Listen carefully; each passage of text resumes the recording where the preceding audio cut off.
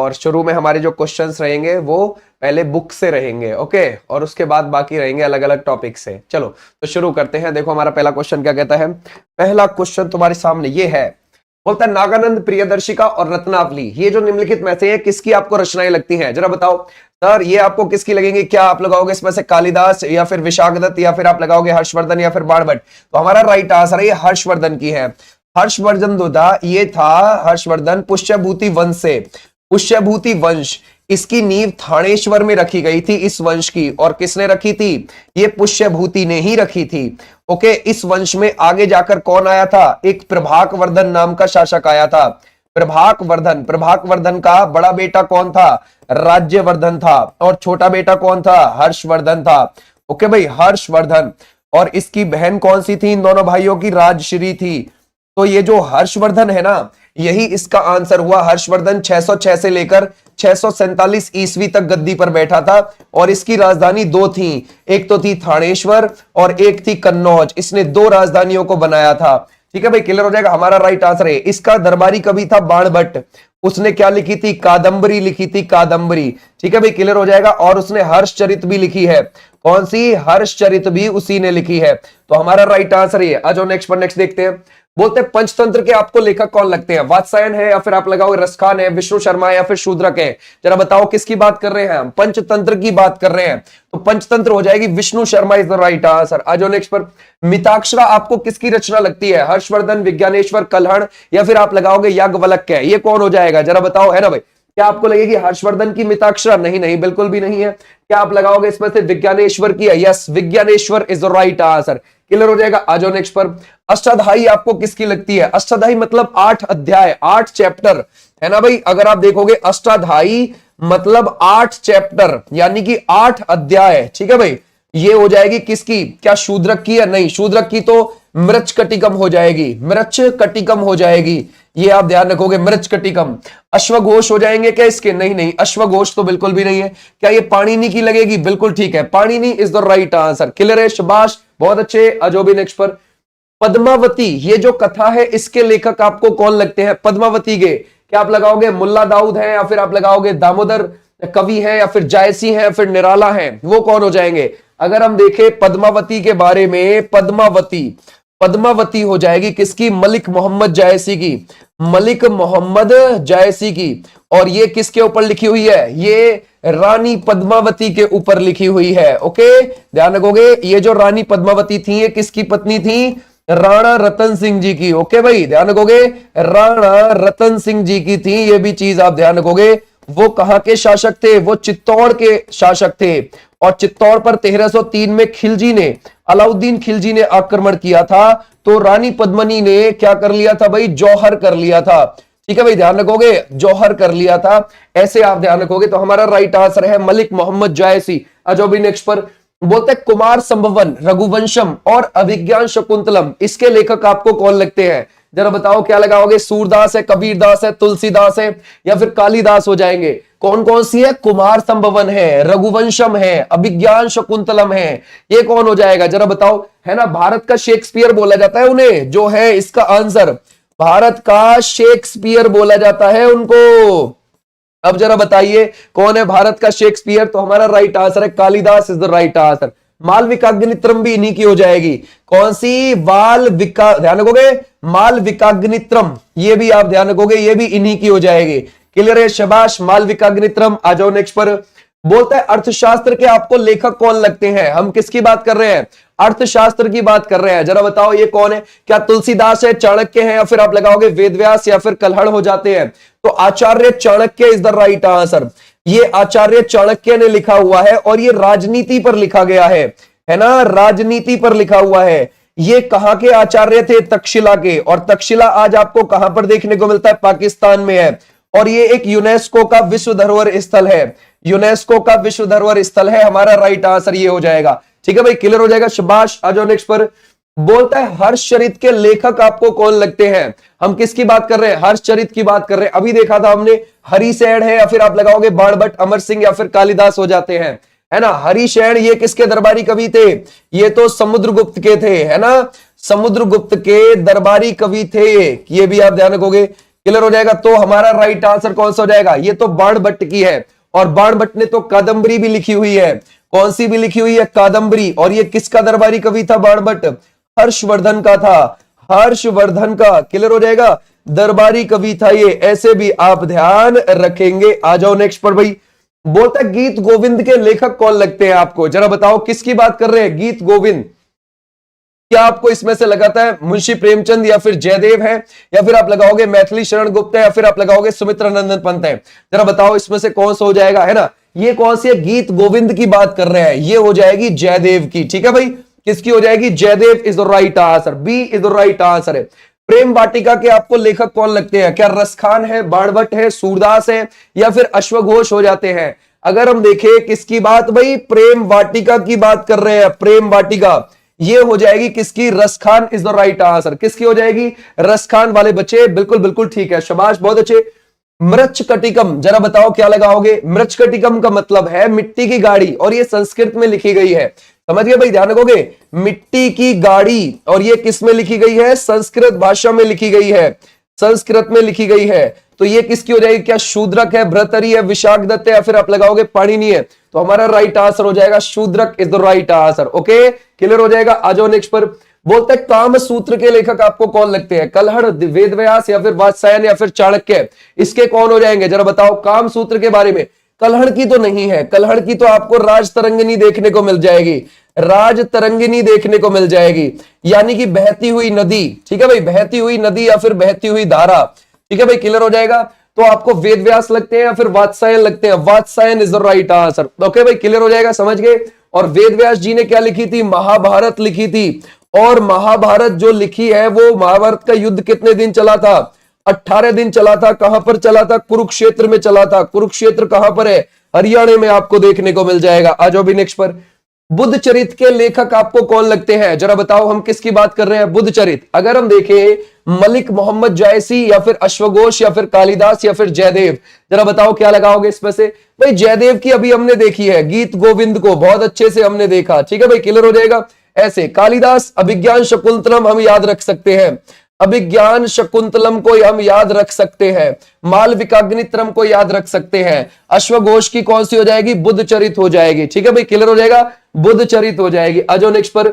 नाट्य शास्त्र के रचयिता कौन थे, किसकी बात कर रहे हैं हम, नाट्य शास्त्र की बात कर रहे हैं। क्या लगाओगे, भरत मुनि है, नारद मुनि है, या फिर आप लगाओगे झंडू मुनि है, या फिर आप लगाओगे इसमें से व्यास मुनि है। ये कौन है, अगर हम देखें नाट्य शास्त्र की बात कर रहे हैं, नाट्य शास्त्र किसकी हो जाएगी, भरत मुनि is the right answer. Clear हो जाएगा, भरत मुनि इज द राइट आंसर।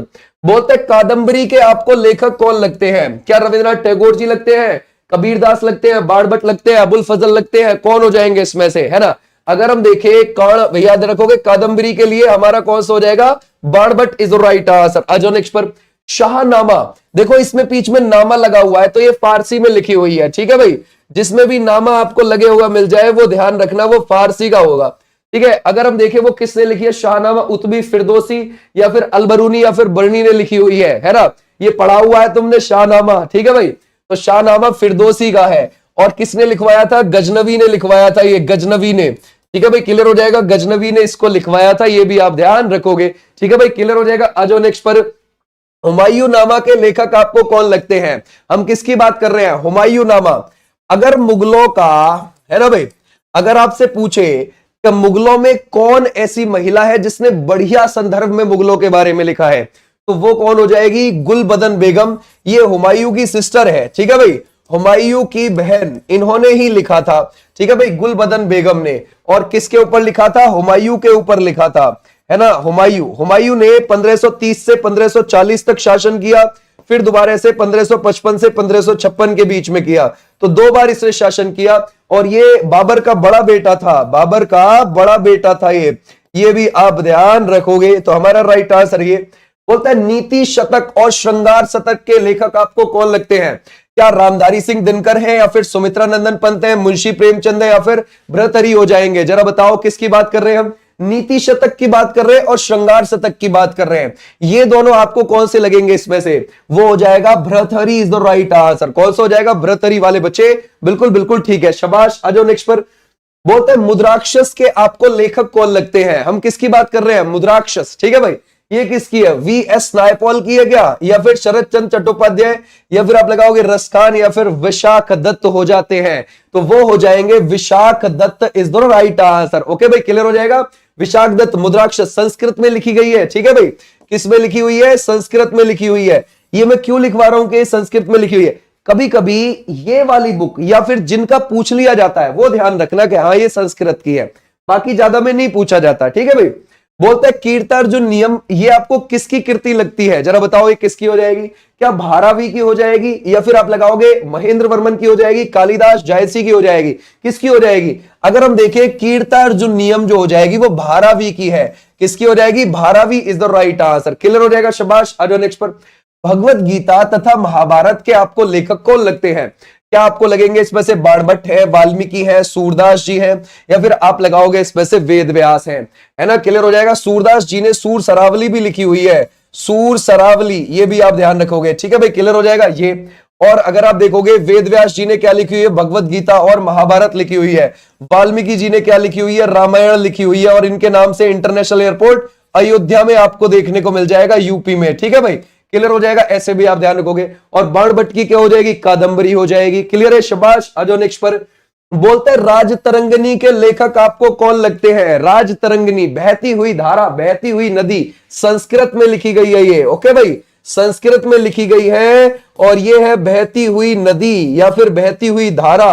अब जरा बताओ ये किसने लिखी है? कल्हण ने लिखी है। किसने लिखी है? ध्यान रखोगे, कल्हण। आ जाओ भी नेक्स्ट पर। पद्मावत के आपको लेखक कौन लगते हैं? अभी हमने देखा था पद्मावत के लिए कौन हो जाएंगे? मलिक मोहम्मद जायसी, ठीक है भाई, ध्यान रखोगे। कौन है? मलिक मोहम्मद जायसी हो जाएंगे। अच्छा, मैं अगर आपसे पूछूं पृथ्वीराज रासो किसने लिखी है? पृथ्वीराज रासो किसने लिखी है? वो लिखी है चंद बरदाई ने, याद रखोगे, चंद बरदाई ने लिखी हुई है। क्लियर हो जाएगा, समझ गए। आ जाओ भी नेक्स्ट पर। बोलते अच्छा इसमें तो आ ही गई है, ठीक है। पृथ्वीराज रासो के लेखक आपको कौन लगते हैं? ये लगते हैं जयदेव है, कलर है, चंद बरदाई है, या फिर बाणभट्ट है। ये कौन हो जाएंगे जरा बताओ? तो हमारा राइट आंसर है चंद बरदाई। और ध्यान रखना पृथ्वीराज थर्ड, पृथ्वीराज थर्ड के ऊपर ये लिखी हुई है, पृथ्वीराज थर्ड, पृथ्वीराज चौहान, ठीक है भाई, ध्यान रखोगे, पृथ्वीराज चौहान थर्ड थे ये। अच्छा, अब इन्होंने 1191 में तराइन की फर्स्ट वॉर में किसको हरा दिया था? गौरी को हरा दिया था। और 1192 की जो तराइन की दूसरी लड़ाई थी उसमें ये गौरी से हार जाते हैं, ठीक है भाई, ध्यान रखोगे। तो हमारा राइट आंसर क्या हो जाएगा? ये हम ध्यान रखेंगे, चंद बरदाई इनका दरबारी कवि था। ओके, आईने अकबरी तथा अकबरनामा के लेखक आपको कौन लगते हैं? जरा बताओ, शाबाश, बहुत अच्छे। वो कौन है? क्या अबुल फजल है, मलिक मोहम्मद जायसी, महादेवी वर्मा, गुलबदन बेगम है? देखो ऐसा है, देखो इसमें नामा लगा हुआ है, नामा, ठीक है। तो ये फारसी में लिखी हुई है। किसमें लिखी हुई है? फारसी में। क्या लिखी हुई है? अकबरनामा, ठीक है भाई, अकबरनामा। अब ये जो अकबरनामा है ये अबुल फजल ने लिखी है। किसने लिखी है? अबुल फजल। अबुल फजल किसका भाई था? फैजी का। फैजी और अबू फजल दोनों ही नवरत्न थे अकबर के, ठीक है भाई, ठीक है भाई, ये भी आप ध्यान रखोगे। अब अकबरनामा के 3 भाग हैं। कितने भाग है? 3। पहले भाग में अकबर के पूर्वजों का इतिहास है, अकबर के पूर्वजों का इतिहास, ठीक है भाई, ध्यान रखोगे, पूर्वजों का इतिहास, जैसे हुमायूं का, बाबर का, ये आप ध्यान रखोगे, ठीक है भाई। उसके बाद इसके दूसरे भाग में अकबर के 46 वर्ष तक शासन है, अकबर के 46 वर्ष तक का शासन आपको देखने को मिल जाएगा, 40 वर्ष का शासन है। उसके बाद जो आप तीसरा पार्ट देखते हैं उसको बोला जाता है आइन ए अकबरी, ये बोला जाता है आइन ए अकबरी, तीसरा भाग। और ये आइन ए अकबरी जो तीसरा भाग है ना, खुद 5 भागों में बटा हुआ है, समझ गए, यानी कि आइन ए अकबरी बुक खुद में ही 5 भागों में डिवाइड है और ये अकबरनामा 3 भागों में डिवाइड है। तो हमारा राइट आंसर है ये। आ जाओ नेक्स्ट पर। बोलता है बीजक के लेखक कौन है? जैसे अब आपसे यूं कह दे कि भाई अकबरनामा किस में लिखी है? फारसी। और अगर आपसे पूछा जाए कि आइन अकबरी किस में लिखी है? फारसी, क्योंकि अकबरनामा का ही तीसरा पार्ट है आइन अकबरी। बीजक के लेखक कौन हो जाते हैं? कबीरदास हो जाते हैं, सूरदास, तुलसीदास, या फिर आप लगाओ कोई और, ठीक है भाई। ये क्या है? कालिदास हो जाएंगे क्या? नहीं, कालिदास तो नहीं है। क्या तुलसीदास है, सूरदास है, या फिर कबीरदास है? बीजक बहुत प्रसिद्ध है, आपने स्कूल में भी बहुत पढ़ा होगा, ठीक है भाई, Kabirdas ji is the right answer. Okay, शाबाश, बहुत अच्छे। इंडिका, ये इनमें से किसके द्वारा लिखी गई है? ठीक है भाई, जरा बताओ, हम किसकी बात कर रहे हैं? हम इंडिका की बात कर रहे हैं। इंडिका, इंडिका लिखी गई है मेगास्थनीज के द्वारा। मेगास्थनीन है ना, मेगास्थनीज जो था वो यूनानी शासक ने भेजा था, है ना भाई, ध्यान रखोगे। सेल्यूकस निकेटर ने इसको भेजा था। किसके दरबार में भेजा था? चंद्रगुप्त मौर्य के दरबार में भेजा था, ये भी आप ध्यान रखोगे। चंद्रगुप्त मौर्य के दरबार में भेजा था? तो हमारा राइट आंसर है मेगास्थनीज। क्लियर? मेगास्थनीज ने पाटलिपुत्र को जो राजधानी थी मौर्य साम्राज्य की उसको पालीब्रोथा बोला था। क्या बोला था? पालीब्रोथा बोला था। ये भी आप ध्यान रखोगे। और इसकी इंडिका में सती प्रथा का कोई प्रमाण नहीं मिलता, ये बात ध्यान रखोगे, सती प्रथा का कोई प्रमाण नहीं था। आज भी नेक्स्ट पर, चित्रांगदा, गीतांजलि और विसर्जन के लेखक आपको कौन लगते हैं? जरा बताओ इसके लेखक कौन है? रविंद्रनाथ टैगोर जी हो जाएंगे, शरत चंद्र चट्टोपाध्याय हो जाएंगे, स्वामी विवेकानंद जी हो जाएंगे, या फिर आप लगाओगे बंकिम चंद्र चटर्जी हैं, है ना? किसकी बात कर रहे हैं हम? चित्रांगदा, गीतांजलि और विसर्जन। जरा बताइए इसमें से। शाबाश, बहुत अच्छे। अगर हम देखें हमारा राइट आंसर हो जाएगा Rabindranath Tagore ji is the right answer. Gitanjali से ही पकड़ सकते हैं आप, समझ गए भाई। और 1913 में इनको साहित्य का नोबेल प्राइज मिला था, साहित्य का नोबेल प्राइज इनको मिला था। क्लियर हो जाएगा? एशिया के पहले व्यक्ति थे, है ना भाई, जिनको साहित्य का नोबेल प्राइज मिला था। क्लियर हो जाएगा? शाबाश। आ जाओ नेक्स्ट पर। भारत भारती के आपको लेखक कौन लगते हैं? किसकी बात कर रहे हैं? भारत भारती। ये विष्णु शर्मा है, रसखान है, जयदेव है, या फिर आप लगाओगे मैथिली शरण गुप्त हो जाते हैं, है ना भाई। अगर हम देखें ये हो जाएंगे कौन? Maithili Sharan Gupt is the right answer. आ जाओ नेक्स्ट पर। इंडियन फिलोसफी के लेखक ये आपको कौन लगते हैं? शाबाश, बहुत अच्छे, कर सकते हैं। अगर हम देखें डॉक्टर राजेंद्र प्रसाद है, या फिर आप लगाओगे डॉक्टर सर्वपल्ली राधाकृष्णन हो जाते हैं, या फिर पंडित जवाहरलाल नेहरू हो जाते हैं, या फिर आप लगाओगे सरदार वल्लभ भाई पटेल। इंडियन फिलोसफी ये किसने लिखी हुई है ना? जरा बताओ। उन्होंने ही लिखी हुई है जो हमारे पहले उपराष्ट्रपति रहे हैं, जो हमारे पहले फर्स्ट उपराष्ट्रपति रहे हैं। 1954 में भारत रत्न भी उनको दिया गया है, भारत रत्न भी मिला है। अब जरा बताओ, ये हो जाते हैं Sarvepalli Radhakrishnan is the right answer. 3 लोगों को भारत रत्न मिला था 1954 में, जैसे सीवी रमन है, सी राजगोपालाचारी है, सर्वपल्ली राधाकृष्णन है। ठीक है भाई, तो ऐसे भी आप ध्यान रख सकते हो। आ जाओ नेक्स्ट पर। बोलता है इंटरनल इंडिया के आपको लेखक कौन लगते हैं? क्या विजय लक्ष्मी पंडित है, सरोजी नायडू है, एनी बेसेंट है, या फिर इंदिरा गांधी है? जरा बताओ। अगर हम देखें इंटरनल इंडिया, ये उन्हीं की हो जाएगी जिसकी आत्मकथा है माई ट्रुथ। अब जरा बताओ, माई ट्रुथ किसकी आत्मकथा है और इंटरनल इंडिया किसने लिखी है? ये दोनों की दोनों। ठीक है, तो ये इंदिरा गांधी जी हो जाएंगे, हमारी एकमात्र और पहली महिला प्राइम मिनिस्टर। ठीक है भाई, और ये रही है 1966 से 1977 के बीच प्राइम मिनिस्टर, और 1980 से लेकर 1984 के बीच में प्राइम मिनिस्टर। ठीक है भाई, क्लियर हो जाएगा? 1971 में इनको क्या मिला था? भारत रत्न भी मिला, इनको भारत रत्न मिला। ऐसे भी आप ध्यान रखोगे। आ जाओ नेक्स्ट पर। वाल्मीकि द्वारा रामायण ग्रंथ की रचना हुई, ठीक है, जरा बताओ इसमें से कौन सा हो जाएगा? हिंदी में, संस्कृत में, अवधी में, या फिर मैथिली में? है ना, जो वाल्मीकि जी ने रामायण लिखी है उसके बारे में जरा बताइए, क्या वो हिंदी है, या फिर आप लगाओगे इसमें से संस्कृत है, अवधी है, या फिर मैथिली हो जाएगी? शाबाश, बहुत अच्छे, है ना, सोच रहे हैं। अवधी में थोड़ी गड़बड़ हो जाएगी, है ना भाई। अगर हम देखें, है ना भाई, ये तो गड़बड़ है भाई। वाल्मीकि जी ने जो लिखी थी ओरिजिनली रामायण पुरानी वाली, वो संस्कृत में है। समझ गए भाई? क्लियर हो जाएगा? ऐसे आप ध्यान रखोगे। अच्छा, रामायण का अपडेट रूप है रामचरितमानस, रामचरितमानस, समझ गए? ये अवधि में है। और ये किसने लिखी है? जरा कौन बच्चा बताएगा? जरा बताओ। ये अवधि में है। ठीक है भाई, क्लियर हो जाएगा? और ये कहां कहां लिखी गई है? ये बनारस में लिखी गई है, ये चित्रकूट में लिखी गई है, अयोध्या में लिखी गई है। और ये किसने लिखी है? जरा बताओ, कौन बच्चा बताएगा यहां पर? है ना, क्या लगा सकते हैं? है ना भाई, शाबाश, बहुत अच्छे, तुलसीदास जी ने लिखी है रामचरितमानस। बोलता है कामायनी, आंसू और लहर, इसके लेखक जरा बताइए। हम किसकी बात कर रहे हैं? हम कामायनी की बात कर रहे हैं, आंसू की बात कर रहे हैं, लहर ये मुंशी प्रेमचंद है, वेदव्यास है, पाणिनि है, या फिर आप लगाओगे जयशंकर प्रसाद हो जाते हैं, है ना भाई, शाबाश, बहुत अच्छे। तो हमारा राइट आंसर हो जाएगा इसमें से, क्या हम जयशंकर प्रसाद जी लगा सकते हैं? इज अ वेरी इंपॉर्टेंट, ध्यान रखना। ठीक है भाई, तो ऐसे भी आप ध्यान रख सकते हो। क्या लगा रहे हो भाई? गड़बड़ हो जाएगी। बोलता है यामा के लेखक कौन है? इन्हें तो तुम जरूर जानते होगे, जरा बताओ कौन है यामा? ठीक है, स्कूल में तुमने बहुत पढ़ी होंगी, है ना। यामा के आपको ऑथर कौन लगते हैं? महादेवी वर्मा हो जाएंगी, अबुल फजल हो जाएंगे, मलिक मोहम्मद जायसी हो जाएंगे, या फिर जयदेव हो जाएंगे? तो हमारा राइट आंसर कौन सा हो जाएगा? वो है Mahadevi Verma is the right answer. Clear हो जाएगा? शाबाश, कौन सा है? महादेवी वर्मा। बोलता है आहा, ये देखो, गोदान है, गबन है, कर्म भूमि है, रंग भूमि है, जरा बताओ ये किसने लिखी है? शाबाश, कर सकते हैं। ये कौन सा हो जाएगा? कबीरदास जी हो जाएंगे, या फिर आप लगाओगे इसमें से रविंद्रनाथ टैगोर हो जाएंगे, मुंशी प्रेमचंद हो जाएंगे, या फिर आप लगाओगे इसमें से मैथिली शरण गुप्त हो जाएंगे। ठीक है, शाबाश, बहुत अच्छे। Premchand ji is the right answer. Okay, Gaban, Godan, कर्मभूमि और रंगभूमि के लेखक। शाबाश, बहुत अच्छे। आ जाओ भी नेक्स्ट पर। बोलता है बाबरनामा मूल रूप से लिखा गया है, ये किस में लिखा गया है बाबरनामा? अब देखो, बाबरनामा, इसमें नामा लग रहा है, लेकिन वो कह रहा है मूल रूप से बताना है हमें। आगे जाके मूल भी तो उसने बोल दिया, तो गड़बड़ हो सकती है, जरा सोचेंगे ध्यान से, ठीक है। देखो, बाबरनामा, वैसे तो ये बाबरनामा जो था ओरिजिनली किस भाषा में आया था ये बताइए हमें। पहले जो आया था ये किस भाषा में आया है? ये आया था तुर्की में। कैसे? बाबरनामा को पहले तुजुके बाबरी बोला जाता ना, क्या बोला जाता है? तुजुके बाबरी। अब बाबर तो तुर्की भाषा बोलता था, तो उसने तुजुके बाबरी लिखा था, और ये तुर्की भाषा में अपनी ओरिजिनल ऑटोबायोग्राफी लिखी थी, है ना। ऑटोबायोग्राफी होती है खुद की बायोग्राफी लिखना, समझ गए। उसने तुर्की भाषा में लिखी, बाद में जाके उसको फारसी में करवा दिया। किसने करवा दिया फारसी में? ये करवा दिया था अकबर ने, ठीक है भाई, ध्यान रखोगे, अकबर ने। तो ऐसे भी आप ध्यान रखोगे, ओरिजिनली वो आया था छपके तुर्की में, ठीक है भाई, क्लियर हो जाएगा। आ जाओ भी नेक्स्ट पर।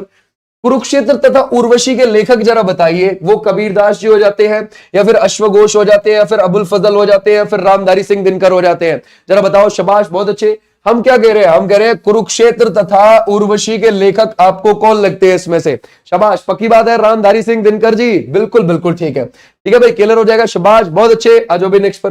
बोलता है देवदास और चरित्रहीन के लेखक आपको कौन लगते हैं इसमें से, है ना भाई? ये कौन है? क्या सूरदास जी हो जाएंगे, या फिर आप लगाओगे इसमें से शरद चट्टोपाध्याय हो जाएंगे, या फिर आप लगाओगे मैथिली शरण गुप्त हो जाएंगे, या फिर सर्वपल्ली राधाकृष्णन जी हो जाएंगे? ये कौन हो जाएंगे, है ना भाई? शाबाश, बहुत अच्छे भाई। देवदास भी है और चरित्रहीन भी है, जिसमें से देवदास ज्यादा पूछ ली जाती है, तो ये है Sharat Chandra Chattopadhyay is right answer. B वाले बच्चे बिल्कुल ठीक है, बी होगा, ठीक है भाई। आ जाओ नेक्स्ट पर। अर्थशास्त्र किस विषय पर लिखी गई पुस्तक है? अर्थशास्त्र, है ना, आचार्य चाणक्य ने लिखा हुआ है, ठीक है भाई। किसने लिखा हुआ है? आचार्य चाणक्य ने लिखा हुआ है, आचार्य चाणक्य ने लिखा हुआ है, ठीक है भाई, क्लियर हो जाएगा। ये राजनीति पर लिखा गया है, राजनीति पर लिखा गया है, तो हमारा राइट आंसर कौन सा हो जाएगा? राजनीति इज द राइट आंसर। अर्थशास्त्र, साहित्य मत लगाने ना, गड़बड़ हो जाएगी वरना, है ना। एक तो बच्चा कह रहा है साहित्य पे ही है, रह जाओ, गड़बड़ हो जाएगी भाई। एरिया ऑफ डार्कनेस, देखो एन ईरा ऑफ डार्कनेस नहीं बोला उसने, वो क्या कह रहा है भाई इसमें से? एरिया ऑफ डार्कनेस, ठीक है भाई, तो ध्यान रखना, एन ईरा ऑफ डार्कनेस अलग है, ठीक है भाई। जरा बताओ ये किसकी हो जाएगी? एरिया ऑफ डार्कनेस के लेखक कौन है? महादेवी वर्मा है, सूर्यकांत त्रिपाठी निराला है, या फिर आप लगाओगे जयशंकर प्रसाद, या फिर वीएस नायपॉल? ये कौन हो जाएंगे? VS Naipaul is the right answer. आ जाओ भी नेक्स्ट पर। बोलता है वेटिंग फॉर द महात्मा, ये किसकी हो जाएगी? मनोहर मालगांवकर की है, या फिर आप लगाओगे एन ए पालकी वाला की है, या फिर आप लगाओगे इसमें से अमृता प्रीतम की है, या फिर आप लगाओगे इसमें से आर के नारायण हो जाएंगे? जरा बताओ। शाबाश, है ना, वेटिंग फॉर द महात्मा, और ये हो जाएगी आर के नारायण जी की। द गाइड उपन्यास भी इन्हीं का हो जाएगा, ठीक है भाई, ध्यान रखोगे। द इंग्लिश टीचर भी इन्हीं की है, ये भी आप ध्यान रखोगे, द इंग्लिश टीचर भी इन्हीं की है। और इनको 1964 में क्या मिला हुआ है? पद्मा भूषण भी मिला हुआ है। और 1960, है ना भाई, 1964 में पद्मा भूषण, और साल 2000 में पद्मा विभूषण मिला हुआ है, पद्मा विभूषण भी मिला हुआ है इनको। तो हमारा राइट आंसर है R K Narayan is the right answer. आ जाओ, स्वामी एंड फ्रेंड्स भी इन्हीं की है, ये भी आप ध्यान रखना। बोलता है इंडिया विंस फ्रीडम के लेखक आपको कौन लगते हैं? क्या आपको लगेंगे इसमें से मौलाना आजाद जी, या फिर आप लगाओगे इसमें से डोमिनिक लिपेरे, या फिर खान अब्दुल गफ्फार खान, या फिर आप लगाओगे इसमें से जवाहरलाल नेहरू जी हो जाएंगे? ये कौन है? शाबाश, बहुत अच्छे, कर सकते हैं भाई। इंडिया विंस फ्रीडम ये किसकी है? मौलाना अबुल कलाम आजाद लगा सकते हैं, बिल्कुल ठीक है। कांग्रेस के सबसे युवा अध्यक्ष, कांग्रेस के सबसे युवा अध्यक्ष रहे थे, समझ गए भाई, क्लियर हो जाएगा। और लंबे समय तक भी यही रहे थे, है ना भाई, लंबे समय तक भी यही रहे थे कांग्रेस के, आजादी से पहले की बात कर रहे हैं हम, ठीक है भाई, क्लियर हो जाएगा। शाबाश, बहुत अच्छा। आ जाओ नेक्स्ट पर। बोलता है लाला लाजपत राय द्वारा पुस्तक के लेखक हैं, दुखी भारत के हैं, या फिर भारत का विभाजन हुआ, या फिर आप लगाओगे मदर इंडिया, या फिर हिंद स्वराज है? देख रहे हो हिंदी में कैसे खतरनाक करके लिखा हुआ उसने। अब जरा बताओ क्या लगाओगे, है ना, unhappy India, okay, India divided, और ये मदर इंडिया, और ये हिंद स्वराज। अब जरा बताओ इसमें से क्या लगाओगे? शाबाश, बहुत अच्छे, ये है अनहैप्पी इंडिया, लाला लाजपत राय जी की हो जाएगी। ओके भाई, आ जाओ नेक्स्ट पर। बोलता है कालिदास कृत और मालविकाग्नित्रम क्या है? जरा बताओ क्या लगाओगे? ये आपको क्या चीज लगती है? क्या ये कविता संग्रह है, उपन्यास है, नाटक है या फिर लघु कथा संग्रह है? ये दोनों के दोनों ही है ना भाई, ध्यान रखोगे। एक तो कालिदास कृत है और एक मालविकाग्नित्रम है। कालिदास ने ही इनको लिखा है ना, जो भारत का शेक्सपियर बोला जाता है कालिदास को। अब जरा बताओ ये क्या चीज है? शाबाश, बहुत अच्छे, क्या लगा रहे हो? कविता संग्रह तो नहीं है ये, है ना। नाटक is the right answer. Okay, ये नाटक है, नाटक। ओके भाई, बहुत अच्छा। बोलता है अब आ जाते हैं आगे, स्पोर्ट्स की करंट अफेयर पर आ जाते हैं, ठीक है, तो ध्यान से आंसर करेंगे। बोलता है 57 मिनट में कम समय में दौड़कर नया हाफ मैराथन विश्व रिकॉर्ड किसने बनाया है? जरा बताओ ये किसने बनाया है? ठीक है भाई, पहली बात, हाफ मैराथन कितनी होती है? ये होती है 21.09 किलोमीटर की होती है, या फिर मैं मील में बोलूं तो 13.1 मील हो जाएगी। ठीक है भाई, क्लियर हो जाएगा, 1 मील हो जाएगी, ये भी आप ध्यान रखोगे। अब जरा बताओ ये किसने बनाया है? योमिफ ने बनाया, जैकब ने बनाया, एलियोड ने बनाया, हेली ने बनाया। तो हमारा राइट आंसर कौन सा हो जाएगा? शाबाश, पक्की बात है, B is the right answer. Yes, Jacob Filimbo is the right answer. कहां से बिलोंग करते हैं? युगांडा से बिलोंग करते हैं, समझ गए। 56 है ना, ध्यान रखोगे, इन्होंने 56 मिनट 42 सेकंड में, है ना, इन्होंने इतनी दौड़ी है, ये बात आप ध्यान रखोगे। और ये युगांडा से आते हैं। कहां से बिलोंग करते हैं? युगांडा। युगांडा कहां पर है? अफ्रीका में है। ये अफ्रीका महाद्वीप पर आपको देखने को मिल जाएगा। किसका रिकॉर्ड तोड़ा है इन्होंने? योमुफ का रिकॉर्ड तोड़ा है। आ जाओ भी नेक्स्ट पर। उत्तराखंड में आयोजित 38वें राष्ट्रीय खेलों में किस टीम ने सबसे अधिक पदक जीते हैं? महाराष्ट्र ने, रेलवे ने, या फिर आप लगाओगे इसमें से उत्तराखंड ने या फिर सेवाओं ने? यानी इस बार जो हुए हैं उनकी बात कर रहे हैं हम उसमें। जरा बताओ, देखो 38वें जो हमारे नेशनल गेम्स हुए हैं ना, ये ध्यान रखना, नेशनल गेम जो हुए हैं ये 28 जनवरी से शुरू हो गए थे और 14 फरवरी तक गए हैं। 28 जनवरी को उत्तराखंड के देहरादून में मोदी जी ने इसका उद्घाटन किया था। ठीक है भाई, क्लियर हो जाएगा। और इसका समापन समारोह 14 फरवरी को हुआ, हल्द्वानी में हुआ है ना भाई, हल्द्वानी में हुआ। और हल्द्वानी में समापन समारोह अमित शाह जी ने किया है। ठीक है भाई, यहां तक हमारी बात डन। अब इसमें जो टॉप पर रहे हैं वो कौन रहे हैं? सेवाएं, सर्विसेज। ठीक है भाई, कितने पदक लाके? 68, 26, 27। ठीक है भाई, क्लियर हो जाएगा। टोटल 121, यानी कि गोल्ड, सिल्वर, ब्रॉन्ज, इतने पदक लाके। जो भी नेशनल गेम में टॉप पर रहता है उसे राजा भालिद्र ट्रॉफी मिलती है, राजा भालिद्र ट्रॉफी मिलती है। तो इस बार ट्रॉफी ये सेवाएं ले गई, सर्विसेज ले गई। ठीक है भाई, क्लियर हो जाएगा। अब 39वें नंबर का जो होगा वो 2027 में मेघालय में होगा। नॉर्थ ईस्ट में अब से पहले भी 2 बार हो चुका है, ये तीसरी बार होने जा रहा है नॉर्थ ईस्ट में। ठीक है, क्लियर हो जाएगा। आज नेक्स्ट पर, 38वें राष्ट्रीय खेलों में लयबद्ध जिम्नास्टिक में स्वर्ण पदक विजेता मुस्कान राणा किस राज्य से हैं? पंजाब से है, हरियाणा से है, जम्मू कश्मीर और उत्तर प्रदेश से है। जरा बताओ ये कहां से हैं? अगर हम देखें, शाबाश, क्या हम लगाएंगे? पंजाब है, हरियाणा या फिर जम्मू कश्मीर और उत्तर प्रदेश? ये कहां से हैं? जरा बताओ, हम मुस्कान राणा की बात कर रहे हैं, कहां से? पक्की बात है, जम्मू कश्मीर। देसी, क्या बात है, बिल्कुल ठीक है, ये Jammu Kashmir is the right answer. Okay, clear हो जाएगा, शाबाश, बहुत बहुत बढ़िया। हमारा यहां पर शुभांकर क्या था? शुभांकर था मौली। और मौली क्या है? मौली तो पक्षी है, मैनाल। ठीक है भाई, कहां का राज्य के पक्षी है? हिमाचल प्रदेश का भी है, नेपाल का भी है, उत्तराखंड का भी है। ठीक है भाई, आ जाओ नेक्स्ट पर। बोलते हैं कौन सा राज्य 2027 में 39वें नेशनल गेम्स की मेजबानी करेगा? कौन सा राज्य करने जा रहा है? क्या ये असम करने जा रहा है, मेघालय, मणिपुर या फिर सिक्किम करने जा रहा है? ठीक है भाई, शाबाश, बहुत अच्छे। तो हमारा राइट आंसर हो जाएगा मेघालय। अच्छा, ये शुरू कब हुए थे? शुरू हुए थे 1924 में, लाहौर से। पहले पहले जो हुए थे उस समय इनको बोला जाता था अखिल भारतीय ओलंपिक गेम, समझ गए। और लाहौर तो भारत का ही हिस्सा था उस समय पर, आपको पता ही है, पाकिस्तान बना ही नहीं था उस समय पर। ठीक है भाई, तो इसी नाम से ये 8वें नंबर तक होते रहे। यानी कि 1938 में जब कोलकाता में 8वें नंबर के होते हैं तो इसी नाम से हुए। जैसे ही 9वें नंबर के ये 1940 में बॉम्बे में हुए, इनका नाम चेंज करके नेशनल गेम्स कर दिया था। और फिर आपको पता है कि 1947 में बंटवारा हो गया और हम आजाद भी हो गए थे। और 1948 में आजादी के बाद फिर इन्हें लखनऊ में करवाया गया। ठीक है भाई, ध्यान रखोगे, लखनऊ में करवाया गया था। ऐसे भी आप ध्यान रख सकते हो। बोलता है इसमें से, ये बोला हमसे, ये है थ्यू ब्रिड्स के जो वनडे डेब्यू पर 150 प्लस रन बनाने वाले पहले बल्लेबाज बने। ये किस देश का प्रतिनिधित्व करते हैं? जरा बताओ, ऑस्ट्रेलिया, न्यूजीलैंड, वेस्ट इंडीज या फिर आप लगाओगे साउथ अफ्रीका का? ये कहां का करते हैं? जरा बताओ, शाबाश। अगर हम देखें, इन्होंने 150 प्लस रन, ठीक है भाई, ध्यान रखोगे, डेब्यू में ही बना दिए इन्होंने। अब जरा बताओ वो कौन है? शाबाश, बहुत अच्छे, कर सकते हैं हम, है ना। वो साउथ अफ्रीका से आते हैं। और न्यूजीलैंड के खिलाफ बनाए हैं, है ना, न्यूजीलैंड के खिलाफ बनाए हैं, ऐसे भी आप ध्यान रखोगे। आ जाओ नेक्स्ट पर भाई। बोलते हैं पैरा तीरंदाजी एशिया कप किस शहर में आयोजित किया गया था, जरा बताओ। पैरा खिलाड़ियों का है ये, ओके, किसका हो जाएगा, पैरा खिलाड़ियों का हो जाएगा ये। और हमने यहां पर कितने पदक जीते हैं जरा बताओ, शाबाश। अगर हम देखें पैरा खिलाड़ियों के लिए तीरंदाजी एशिया कप किस शहर में आयोजित किया गया, जरा बताओ, शाबाश, बहुत अच्छे।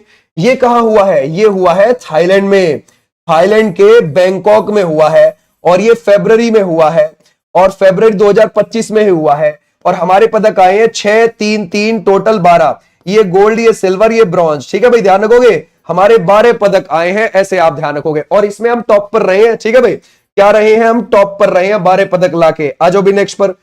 बोलते किस देश ने आईसीसी अंडर 19 महिला T20 विश्व कप 2025 ये जीत लिया है, जरा बताओ किस देश ने जीत लिया। क्या ये भारत ने जीता है, इंग्लैंड ने जीता है, या फिर ऑस्ट्रेलिया ने जीता है। एक तो देखो अंडर 19 है, ठीक है, वुमेन्स का है, और ऊपर से T20 है ये, ठीक है भाई। अब जरा बताओ ये किसने जीत लिया है इसमें से, शाबाश, बहुत अच्छे, कर सकते हैं ना भाई, बहुत बहुत बढ़िया, भारत ने जीता है ना। ये 2 बार हुआ है अब तक, और दोनों बार भारत की टीम जीत गई। 2023 में भी भारत जीत गई थी, है ना, अंडर 19 की टीम, और 2025 वाला भी भारत ही जीत गई अंडर 19 की टीम। तो ये भी आप ध्यान रखोगे, ठीक है भाई, क्लियर हो जाएगा। आ जाओ नेक्स्ट पर, नेक्स्ट देखते हैं। बोलता है किस देश ने लगातार तीसरी बार आईसीसी महिला चैंपियंस ट्रॉफी जीत ली है, महिलाओं की चैंपियंस ट्रॉफी किसने जीती है लगातार तीसरी बार, जरा बताओ क्या लगाओगे। लगातार 3rd टाइम जीती है, क्या ये इंग्लैंड ने, ऑस्ट्रेलिया ने, भारत ने, या फिर आप लगाओगे दक्षिण अफ्रीका ने, किसने जीती है, ये ऑस्ट्रेलिया ने जीती है। किसने, ऑस्ट्रेलिया ने। और अगर आप देखोगे पुरुष वाली जो हुई है, ये पुरुष वाली 9वें नंबर की हुई थी, और ये पाकिस्तान ने होस्ट करी थी, ओके, और ये 19 फरवरी से शुरू हुई थी और 9 मार्च तक हुई थी इस बार, राइट बात है ना, 2025 में पुरुष वाली। अब भारत के सारे मैच हुए थे दुबई में, और भारत इसको जीत गया था, राइट बात है, भारत ने फाइनल में न्यूजीलैंड को हरा दिया था। हम पुरुष वाली की बात कर रहे हैं, यहां पे याद रखना, महिला वाली तो ऑस्ट्रेलिया जीत गई है, ठीक है भाई। 5वें खेलो इंडिया विंटर गेम्स की शुरुआत कहां पर हुई, लद्दाख में हुई, या फिर आप लगाओ गुलमर्ग में हुई, मनाली में हुई, शिमला में हुई, ये कहां पर हुई है जरा बताइए, शाबाश, बहुत अच्छे। 23 में नहीं हुए, 2020 से शुरू हुए हैं। देखो 2020 में हुए, 2021 में हुए, 2022 में हुए, 2024 में हुए, 2025 में हुए, ठीक है भाई, क्लियर हो जाएगा। और ये 5वें नंबर के हैं। अब 2025 वाले कहां हुए जरा बताओ, क्या लगाओगे, कहां से शुरुआत हुई इनकी, लद्दाख से शुरुआत हुई, ओके भाई, ध्यान रखोगे, लद्दाख से शुरुआत हुई। ये लद्दाख में हुए और गुलमर्ग में हुए, है ना भाई, गुलमर्ग जम्मू एंड कश्मीर में है, और लद्दाख आपको पता ही है केंद्र शासित प्रदेश, ओके भाई, क्लियर हो जाएगा, शाबाश, बहुत अच्छे। जो भी नेक्स्ट पर, किस राज्य ने रिकॉर्ड 5वीं बार विजय हजारे ट्रॉफी 2024-25 जीत ली है, तमिलनाडु, विदर्भ, कर्नाटक और महाराष्ट्र, जरा बताओ किसने जीत ली है, शाबाश, है ना। अगर हम देख रहे हैं कौन सा विजय हजारे ट्रॉफी है, और कितने भी बार जीती है, 5 टाइम जीती है विजय हजारे ट्रॉफी, जरा बताओ क्या लगाओगे इसमें से। हमारा राइट आंसर है Karnataka is the right answer, okay, Karnataka. अच्छा, रणजी, अगर आप देखोगे रणजी का जो नया सीजन 2024-25 वाला, वो किसने जीता है, वो विदर्भ ने जीता है, विदर्भ ने, ठीक है भाई, विदर्भ ने, किसको हराकर, केरल को हराकर, केरल को हराकर। तो ये दोनों अलग अलग है, ध्यान रखना, ठीक है भाई, क्लियर हो जाएगा, शाबाश, बहुत अच्छे। कौन लगा रहा था गड़बड़ गड़बड़, समझ गए, वो रणजी नहीं पूछा, विजय हजारे पूछा है तुमसे, जो विदर्भ लगा है, गड़बड़ हो जाएगा। बोलता है किस देश ने 2025 में पहले खो खो विश्व कप में पुरुष और महिला दोनों ही श्रेणियों में जीत हासिल कर ली, जरा बताओ क्या लगाओगे इसमें से, शाबाश। अगर हम देखें 2025 की बात कर रहे हैं हम, और हम खो खो की बात कर रहे हैं, पहली बार खो खो का विश्व कप हुआ था 13 से 19 जनवरी के बीच में हुआ था, और दिल्ली में हुआ था ये। और पुरुष वाला यानी कि मेल और ध्यान रखोगे वुमेन, दोनों में ही हमने हासिल करी जीत, ध्यान रखोगे, नेपाल को हमने दोनों में हरा दिया, महिला पुरुष दोनों ही कैटेगरी में, ठीक है भाई, क्लियर हो जाएगा। आ जाओ नेक्स्ट पर। Athletics federation of India AFI athlete आयोग का अध्यक्ष किसे बनाया गया है, जरा बताओ, क्या है, सुधा सिंह है, या फिर आप लगाओगे श्रना, है ना, शिशना पूनिया है, या फिर आप लगाओगे इसमें से, है ना, ज्योतिर्मयी सिकदर है, या फिर आप लगाओगे अंजू बॉबी जॉर्ज है, ये कौन हो जाएगा, शाबाश, बहुत अच्छे, कर सकते हैं।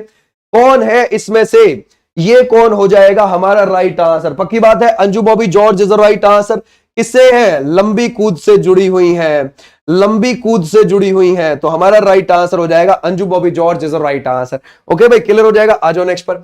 मुंबई मैराथन, देखो मुंबई मैराथन ना एशिया का सबसे बड़ा इवेंट बोला जाता है रनिंग के मामले में, तो मुंबई मैराथन बहुत फेमस है। उसके 20वें संस्करण के लिए अंतरराष्ट्रीय इवेंट ब्रांड एम्बेसडर किसे नियुक्त किया गया है? उसेन बोल्ट को, मो फराह को, या फिर आप लगाओगे एलियुड किपिचोगो, या फिर आप लगाओगे हैली ग्रेब्सबली ने? जरा बताओ कौन सा हो जाएगा? क्या इसमें से हैली ग्रेब्सलासी लगाओगे आप इसमें से, या कोई और लगाओगे? ठीक है भाई, तो वो चुना गया है, Mo Farah is the right answer. कौन हो जाएंगे? Mo Farah is the right answer. आ जाओ नेक्स्ट पर।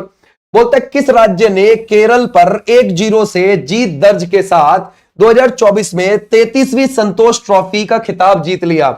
संतोष ट्रॉफी जुड़ी हुई है फुटबॉल से, राइट बात है, और 1941 में इसकी शुरुआत हुई थी। ठीक है जी, कोई दिक्कत नहीं है ना, और इसका ये 78वां संस्करण था, कोई दिक्कत नहीं, और उसमें से 33वीं बार जीत लिया। किसने जीत लिया? वेस्ट बंगाल ने।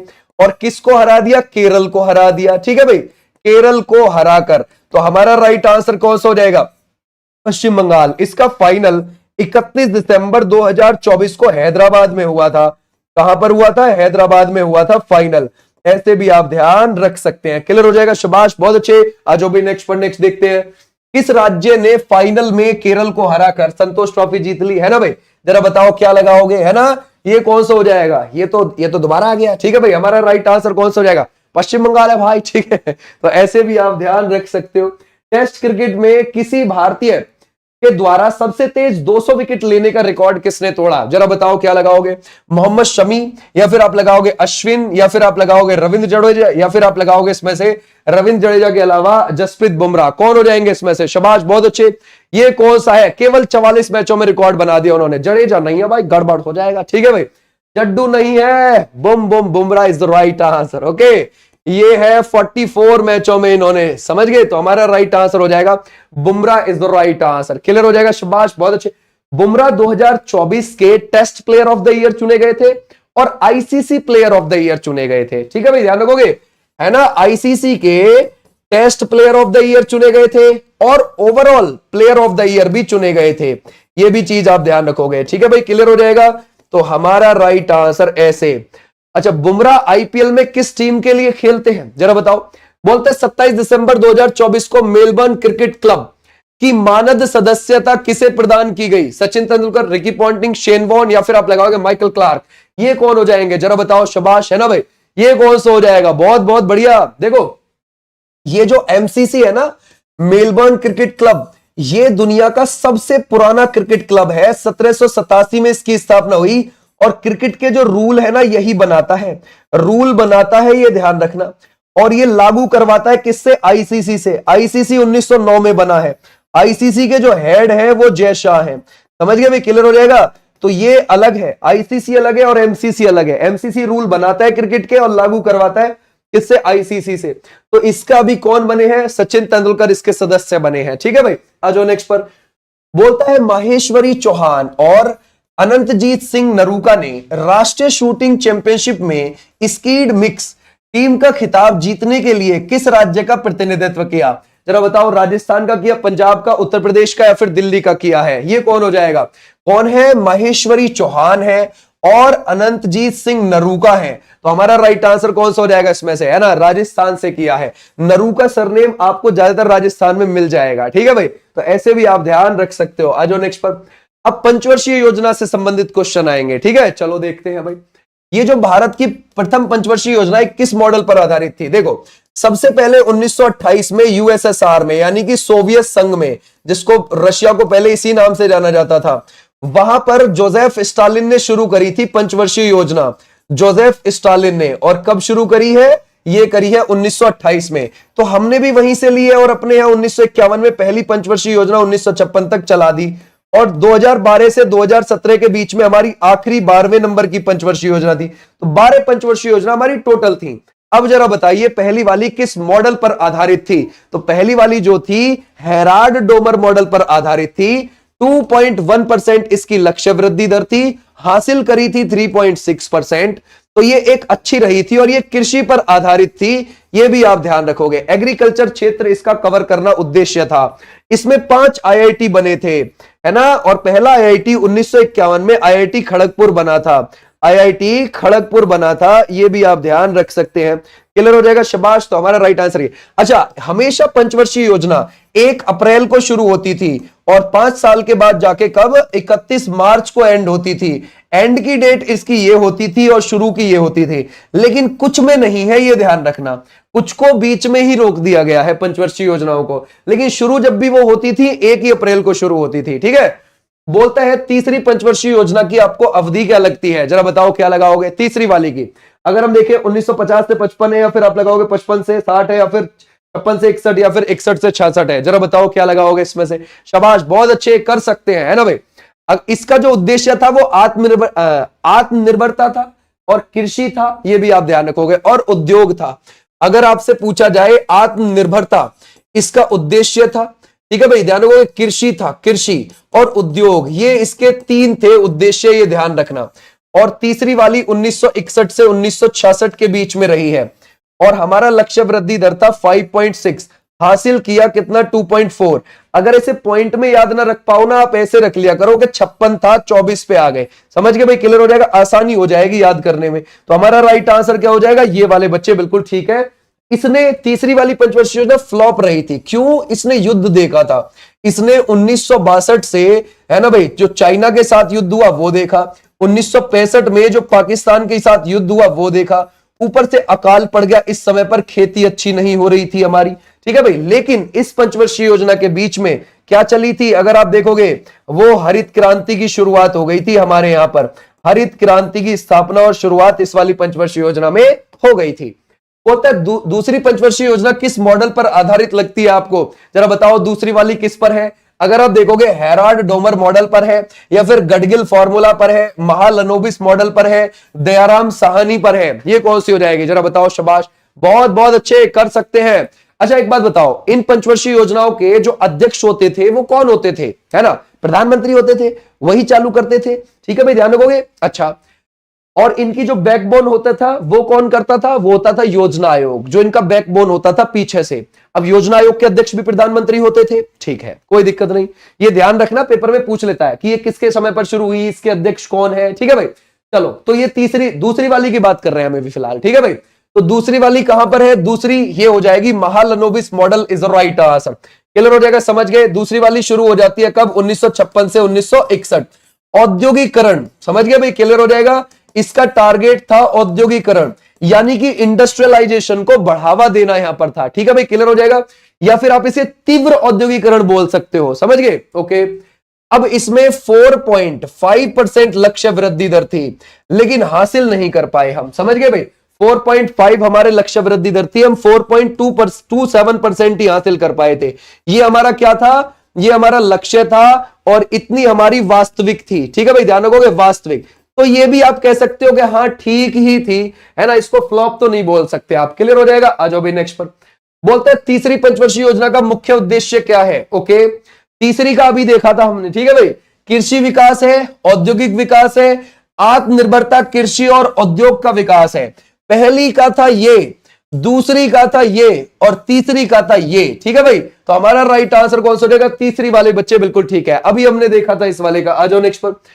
तीसरी पंचवर्षीय योजना की विफलता के बाद वार्षिक योजना कितने वर्षों तक चलाई गई, यानी कि ऐसा था, तीसरी फ्लॉप हो गई भाई, है ना। तीसरी वाली में 5.6 का टारगेट था और अचीव किया था 2.4% ओनली, तो फ्लॉप हो गई थी ये। अब इसके बाद क्या हुआ कि 1966 के बाद पंचवर्षीय योजना आई नहीं 3 साल तक, फिर सालाना वार्षिक योजना चली थी, है ना, 1966 से लेकर 1969 तक, यानी कि हर साल 3 अलग अलग वार्षिक योजना चली थी, ठीक है भाई, ध्यान रखोगे। तो हमारा राइट आंसर है 3 साल तक नहीं चलाई गई थी, ये बात ध्यान रखना। पंचवर्षीय योजना, वार्षिक योजना आई थी 3 साल तक अगले, ठीक है भाई, क्लियर हो जाएगा, ऐसे ध्यान रखना है। बोलता है भारतीय राष्ट्रीय राजमार्ग प्रणाली किस पंचवर्षीय योजना में शुरू की गई है, 5वीं में, 6ठी में, 7वीं में, या फिर 8वीं में शुरू की गई है, जरा बताओ क्या लगाओगे, कौन सी वाली में शुरू की गई है ना। अगर हम देखें भारतीय राष्ट्रीय राजमार्ग प्रणाली कौन सी पंचवर्षीय योजना में शुरू की गई है, शाबाश, बहुत अच्छे, कर सकते हैं, है ना भाई। अगर आप देखोगे 1974 से 1978 के बीच में हमारी 5वीं रही थी, कौन सी रही थी, हमारी 5वीं वाली रही थी, उसी में शुरू की गई है, ठीक है भाई, क्लियर हो जाएगा, उसी में शुरू की गई है। और इसकी जो हमारी लक्ष्य वृद्धि दर रखी गई थी वो 4.4% रखी गई थी, 4.8% हासिल करी है। ये हमारी लक्ष्य वृद्धि दर थी और ये हमने हासिल करी थी वास्तविक, तो यानी कि ये सही रही थी। लेकिन इसे बीच में रोक दिया गया था। आप बोलोगे सर बीच में क्यों रोक दिया? देखो 1974 में इंदिरा गांधी जी ने इसको शुरू किया और इंदिरा गांधी जी 1977 में प्रधानमंत्री पद से हट गई और 1977 में कौन आ गए थे? मोरारजी देसाई आ गए थे। तो मोरारजी देसाई ने क्या काम किया कि 1978 में इसको बीच में ही रोक दिया, पूरा नहीं होने दिया। 1979 में पूरी होती है तो 78 में ही रोक दिया। तो उन्होंने 1978 से 80 के बीच में आवृत्ति प्लान चलाया था। क्या चलाया था? आवृत्ति प्लान चलाया था, यानी कि रोलिंग प्लान चलाया था। ऐसे आपने ध्यान रखना है, ठीक है भाई। आ जाओ नेक्स्ट पर। चौथी पंचवर्षीय योजना की अवधि क्या लगती है आपको? 1950 से 1955 या फिर 55 से 60 लगती है, 56 से 61 लगती है, 69 से 74। तो ये हो जाएगी 1969 से 74। और ये इंदिरा गांधी जी ने शुरू करी थी, क्योंकि इंदिरा गांधी जी 1966 में क्या बन गई थी? Prime minister. ठीक है भाई, क्लियर हो जाएगा। तो ये उन्होंने ही शुरू करी थी, ऐसे भी आप ध्यान रखोगे। ठीक है भाई, क्लियर हो जाएगा, समझ गए यहां तक? ओके। अच्छा, इसमें लक्ष्य वृद्धि दर कितनी रही है? 5.6%। हासिल कितनी करी है? 3.3%। देखो, अगर आप देखोगे जो आप तीसरी वाली पंचवर्षीय योजना देख रहे हो उसमें भी 5.6% ही रही थी, 2.4% उसमें हासिल करी थी, और इसमें भी 5.6% रही है, इसमें 3.3% हासिल करी है। ठीक है भाई। इसमें क्या हुआ चौथी वाली में कि 1969 में 14 बैंकों का राष्ट्रीयकरण किया गया। 14 बैंकों का राष्ट्रीयकरण किया गया, ये भी आप ध्यान रखोगे। ठीक है भाई, क्लियर हो जाएगा। आ जाओ नेक्स्ट पर, नेक्स्ट देखते हैं। बोलता है इसरो की स्थापना किस पंचवर्षीय योजना में की गई है? अब हमेशा ध्यान रखो, मैंने अभी बताया था आपको कि 1 अप्रैल को पंचवर्षीय योजना शुरू होती थी, तो 1 अप्रैल 1969 को जो है चौथी पंचवर्षीय योजना शुरू हो गई, है ना। और कब तक गई थी वो? 31 मार्च तक गई थी, 1974 तक। ठीक है। और अगर आपको याद है 15 अगस्त 1969 को किसकी स्थापना हुई है? इसरो की स्थापना हुई है। तो इसरो की स्थापना कौन से वाले में हुई है? चौथी वाली के बीच में हुई है, फोर्थ। ठीक है भाई, फोर्थ इज राइट आंसर, आराम से कर सकते हैं। गरीबी हटाओ का नारा पहली बार किस पंचवर्षीय योजना में दिया गया? जरा बताओ कौन सी में दिया गया? गरीबी हटाओ के नारे की बात कर रहे हैं हम। ठीक है भाई, शाबाश। क्या आप लगाओगे? पहली वाली है, या फिर आप लगाओगे दूसरी वाली है, या फिर आप लगाओगे चौथी वाली है, या फिर आप लगाओगे पांचवी वाली है? जरा बताओ। शाबाश, बहुत अच्छे, कर सकते हैं, है ना भाई। 5 वाले बच्चे, बिल्कुल बिल्कुल ठीक, शाबाश, है ना भाई। पांचवी इज द राइट आंसर, इसमें इसको दिया गया, शाबाश। निम्नलिखित में से किस पंचवर्षीय योजना को गडगिल योजना के नाम से जाना जाता है? जरा बताओ क्या लगाओ। देखो, अगर आप इंटरनेट पर जाओगे तो इंटरनेट पे आपको गडगिल योजना के लिए फोर्थ मिला हुआ देखने को मिल सकता है कई बार। लेकिन ध्यान रखना, एसएससी का जो काम है, समझ गए, अभी तक टीसीएस जो उसका पेपर ले रही थी वो हमेशा तीसरी वाली कोई बोल रही थी। ठीक है भाई। तो अब देखते हैं नई कंपनी किसको बोलती है तीसरी ही, ध्यान रखना। ठीक है भाई, तीसरी ही लगाना यहां पर। आ जाओ नेक्स्ट पर। किस पंचवर्षीय योजना के बाद सरकार ने 14 प्रमुख बैंकों का राष्ट्रीयकरण किया था? जरा बताओ क्या लगाओगे? 14 बैंकों का राष्ट्रीयकरण, शाबाश, बहुत अच्छे, कर सकते हैं। ये आप लगाओगे दूसरा है, तीसरा है, चौथा, या फिर आप लगाओगे पांचवा है। तो हमारा राइट आंसर कौन सा हो जाएगा? सर 14 का जो हुआ है वो हुआ है किसमें? क्या आप लगाओगे? चौथी वाली में। यस, चौथी वाली is the right answer. Okay भाई, क्लियर हो जाएगा, बहुत अच्छे।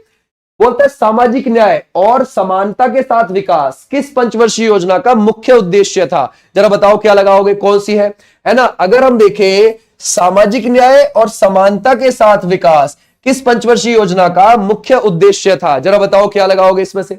इसके जो अध्यक्ष थे, मींस किसके समय पर यह शुरू हुई है? अटल बिहारी वाजपेयी जी के समय पर। इसके जो उपाध्यक्ष थे वो जसवंत सिंह थे। अब जरा बताओ हमारा राइट आंसर क्या हो जाएगा, है ना भाई। 7 नहीं है भाई, गड़बड़ है, 9वीं है, 9वीं, जो 1997 से शुरू हुई है और 2002 के बीच में, समझ गए भाई। इसके जो अध्यक्ष है वो कौन हो जाएंगे? अटल बिहारी वाजपेयी जी हो जाएंगे, अटल बिहारी वाजपेयी जी हो जाएंगे। और उपाध्यक्ष कौन हो जाएंगे? जसवंत सिंह हो जाएंगे, जसवंत सिंह हो जाएंगे। ठीक है भाई, ऐसे आपने ध्यान रखना है। 9वीं वाली पंचवर्षीय योजना है और इसमें कितना था? 65-54, ध्यान रखोगे, 65-54 याद रखना। 6.5% और 5.4%, ये था लक्ष्य कि इतना होना चाहिए और वास्तविक इतनी जाएगी, ये आप ध्यान रखोगे। ठीक है भाई, ध्यान रखना, वास्तविक इतनी जाएगी। पहली 3 वालियों को ध्यान रखा करो। पहली 3 वालियों को कैसे? उनका लक्ष्य क्या है और हासिल कितना हुआ वास्तव में, पहली 3 वालियों का। बाकी का मत याद रखो, बेशक कोई दिक्कत नहीं है, वहां से वो वाला पॉइंट नहीं निकालेगा, ठीक है भाई। आ जाओ नेक्स्ट पर। बोलता है भारत चीन युद्ध किस पंचवर्षीय योजना के दौरान हुआ था। ओके, हम कह रहे हैं 1962 में जो हुआ था, उस समय पर 1961 से 1966 के बीच में कौन सी चल रही थी, तीसरी पंचवर्षीय योजना। बोलता है भारत में पंचवर्षीय योजना की अवधारणा किसने प्रस्तुत करी थी, जरा बताओ। 5 ईयर प्लान की अवधारणा किसने प्रस्तुत करी थी, है ना भाई, वो हो जाएंगे Nehru ji, is the right answer. और योजना आयोग की स्थापना भी इन्होंने ही करी है। योजना आयोग कब बना था, योजना आयोग बना था 15 मार्च 1950 को, 15 मार्च 1950 को। आ जाओ नेक्स्ट पर। योजना आयोग, ये इसका गठन कब किया गया है, जरा बताओ, आगे आइए। ये कौन है, अगर हम देखें 15 मार्च 1950 को बना है ये, ओके, और इसको 2014 में खत्म कर दिया गया था, 2014 में खत्म कर दिया। और 1 जनवरी 2015 को क्या आ गया था, इसका भाई आ गया था नीति आयोग, समझ गए। जैसे योजना आयोग में प्रधानमंत्री ही अध्यक्ष होते हैं, ऐसे ही नीति आयोग में प्रधानमंत्री ही अध्यक्ष होते हैं, और जब से नीति आयोग बना है मोदी जी ही अध्यक्ष है, ठीक है भाई, ध्यान रखोगे। उपाध्यक्ष कौन है, सुमन बेरी है, और सीईओ कौन है, अगर आप देखें BVR सुब्रमण्यम, ठीक है भाई। आ जाओ भाई नेक्स्ट पर। बोलता है भारत में अंतिम पंचवर्षीय योजना कौन सी रही, जो बिल्कुल आखिरी वाली रही है, वो जरा बताओ, क्या लगाओगे। आखिरी वाली में अध्यक्ष कौन है, 2012 के समय मनमोहन सिंह जी।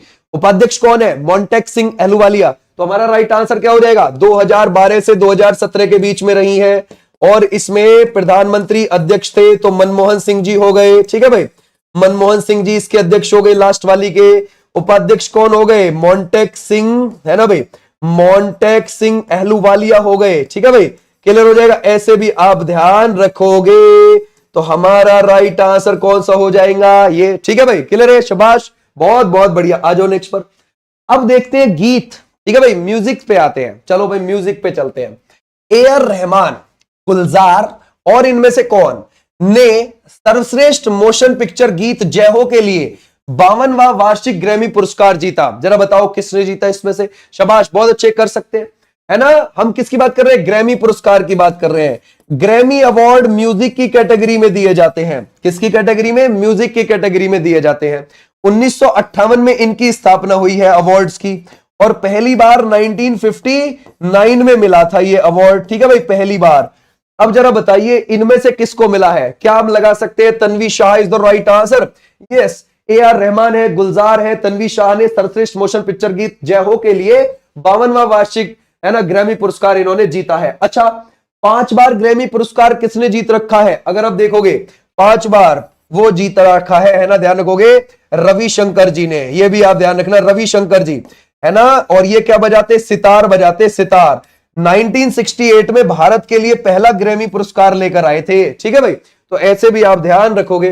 भटियाली लोक संगीत जो है ना, जो अधिकतर मछुआरों द्वारा गाया जाता है, निम्नलिखित में से किस राज्य से संबंधित है, ये केरल से, आंध्र प्रदेश से, पश्चिम बंगाल से, या फिर ओडिशा से है, जरा बताओ। शाबाश, बहुत अच्छे।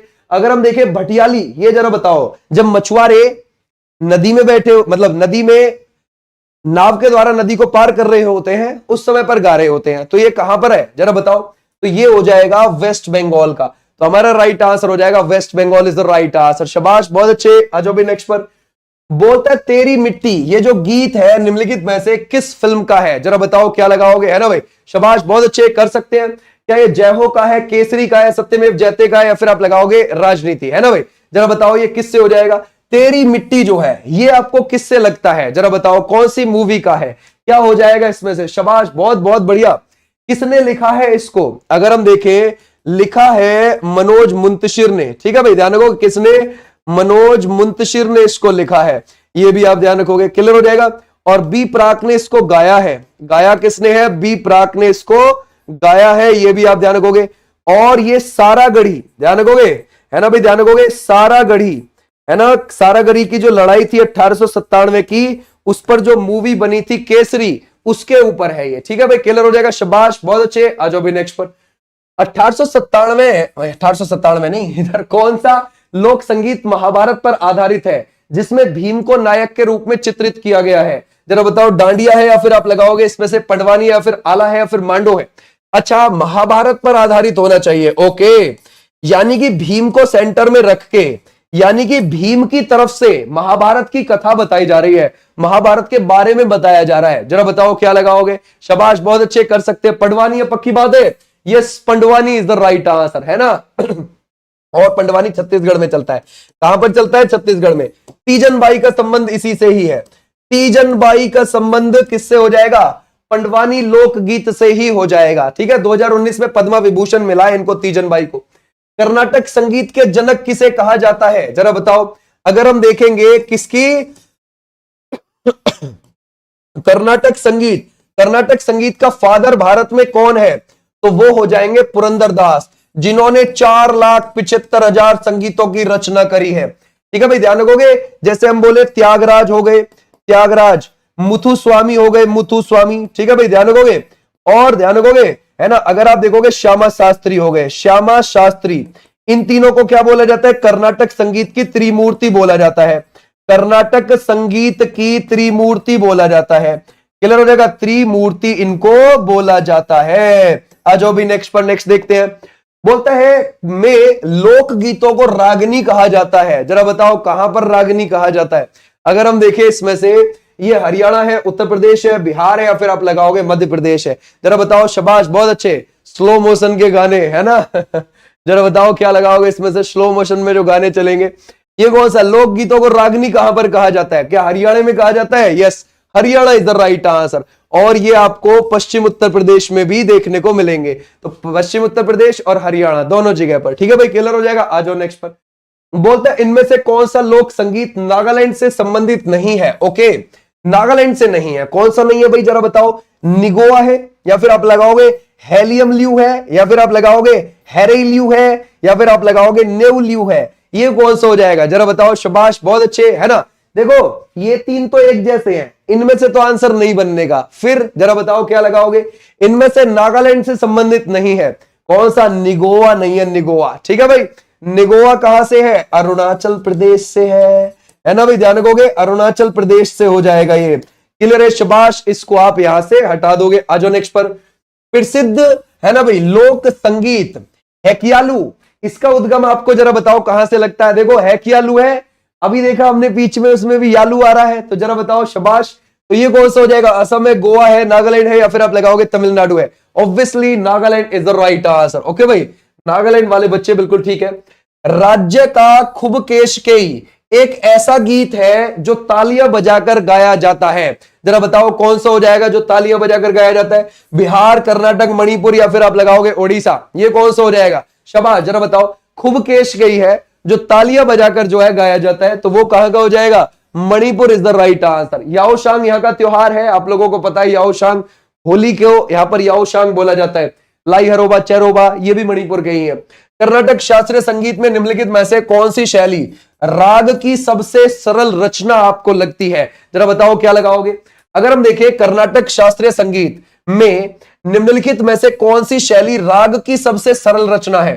कर्नाटक संगीत दक्षिण में चलता है, जैसे कि कर्नाटक में, आंध्र प्रदेश में, केरला में, तमिलनाडु में, इस तरफ ज्यादा चलता है। तो हमारा राइट आंसर है गीतम, उसकी सबसे सरल रचना है। Geetam is the right answer. आ जाओ भाई नेक्स्ट पर। बोलता है, अच्छा आप देखो भाई, इसमें से निम्नलिखित में से किसने लोकप्रिय तेलुगु देशभक्ति गीत, उसका नाम है देशमुनु प्रेमी चुमत्रा मंची अनांद्री पंचुमत्रा, ये लिखा है, जिसका अर्थ है राष्ट्र से प्रेम करो, अच्छाई को विकसित करो। जरा बताओ ये किसने लिखा है? ठीक है भाई, जरा बताओ क्या लगाओगे इसमें से? ये है, क्या आप लगाओगे गुरजादा अप्पाराव, या फिर श्री कृष्ण देव राय, या फिर बम्मेरा पोताना, या फिर आप लगाओ गोपाल राजू रामचंद्र राव। जरा बताओ इसमें से कौन सा हो जाएगा? शाबाश, बहुत अच्छे, कर सकते हैं, है ना भाई। ये किसने लिखा है? पक्की बात है, ये है Gurajada Apparao is the right answer. समझिए, क्लियर हो जाएगा। तेलुगु कवि और लेखक है ये, समझिए भाई। तेलुगु आंध्र प्रदेश और तेलंगाना में चलती है ना भाई। तेलुगु कवि और लेखक हो जाएंगे, कवि लेखक हो जाएंगे, और ये भाषा आंध्र प्रदेश और तेलंगाना में चलती है। समझ गए भाई? तो ऐसे भी आप ध्यान रख सकते हैं। क्लियर हो जाएगा? ऐसे आपने ध्यान रखना। ए इज राइट आंसर। आ जाओ भी नेक्स्ट पर। बोलता है जम्मू कश्मीर का कौन सा लोक संगीत विवाह समारोह में गाया जाता है? ये कौन सा हो जाएगा? इसमें से आला है, बनावुन है, या फिर आप लगाओगे पनिहारी है, या फिर बाउल है। जरा बताइए। शाबाश, बहुत अच्छे। जो कहां पर है? विवाह समारोह में। ठीक है भाई, कहां पर? जम्मू कश्मीर में। तो ये कौन सा गाया जाता है? आला गाया जाता है क्या? नहीं, आला तो नहीं है। ठीक है, क्या वनावुन लगाओगे इसमें से? Yes, Wanvun is the right answer, यही जम्मू कश्मीर का है। ठीक है भाई, आ जाओ नेक्स्ट पर। बोलता है ख्याल और ध्रुपद धमार ये शैलियों के मिश्रण की रचनाएं किस घराने के अंतर्गत आती हैं? इंदौर घराना, पटियाला घराना, ग्वालियर घराना, आगरा घराना। जरा बताओ क्या लगाओगे? अगर आप देखोगे ग्वालियर घराना हिंदुस्तानी शास्त्रीय संगीत का सबसे पुराना घराना है। आगरा घराना ये मुगलों के समय विकसित हुआ है। इंदौर घराना इसके संस्थापक आपको पता है आमिर खान है। आमिर खान नहीं, आमिर खान। ठीक है भाई, तो अब जरा बताओ हमारा राइट आंसर। तो ख्याल और ध्रुपद धमार के लिए जो जाना जाता है वो है आगरा घराना। ठीक है भाई, कौन सा हो जाएगा? Agra is the right answer. ओहिरा ये जो लोक संगीत है मुख्य रूप से निम्नलिखित में से किस राज्य में एक लोकप्रिय त्योहार से जुड़ा हुआ है? ओहिरा, जरा बताओ ओहिरा। क्या आप लगाओगे इसमें से? झारखंड है, कर्नाटक है, असम है, या फिर आप लगाओगे केरल हो जाएगा इसमें से? शाबाश, बहुत अच्छे। ओहिरा एक लोक संगीत मुख्य रूप से आपको ये किससे जुड़ा हुआ मिल जाएगा? झारखंड से जुड़ा हुआ मिल जाएगा। ठीक है भाई, क्लियर हो जाएगा, झारखंड। बोलता है शास्त्रीय कर्नाटक संगीत में ताल को क्या कहा जाता है? जरा बताओ ताल का मतलब क्या होता है? अगर हम देखें, देखो जैसे जो अगर आप हिंदुस्तानी शास्त्रीय संगीत में देखोगे उत्तर भारत में तो वो तो ताल ही है। ठीक है भाई, ध्यान रखोगे। इस ताल को कर्नाटक शास्त्रीय संगीत में क्या कहते हैं? जरा बताओ क्या लगाओगे? शास्त्रीय कर्नाटक संगीत में ताल को क्या कहा जाता है? पदम, गीता, लय, या फिर आप लगाओगे अंचल? तो हमारा राइट आंसर क्या हो जाएगा? है ना भाई, शाबाश, लय बोला जाता है, लय। समझिए भाई, तो ऐसे भी आप ध्यान रखोगे, क्लियर हो जाएगा। शाबाश, आपने बोलचाल की भाषा में भी देखा हो, कुछ लय ताल हो तो बढ़िया सुनाओ भाई, है ना। तो हमारा राइट आंसर हो जाएगा ये। बोलता है हिंदुस्तानी शास्त्रीय संगीत में विष्णु नारायण भातखंडे के अनुसार, है ना, रागों की उत्पत्ति कितने थाटों से हुई है? जरा बताओ कितने थाटों से हुई है?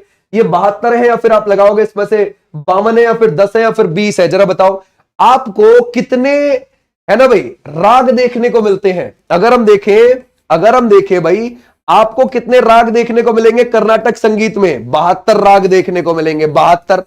लेकिन आपसे कह रहा है हिंदुस्तानी शास्त्रीय संगीत में विष्णु नारायण भातखंडे के अनुसार रागों की उत्पत्ति कितने थाटों से हुई है? 10 थाटों से हुई है। कितने थाट है? 10 है, 10। ठीक है भाई, आ जाओ भी नेक्स्ट पर।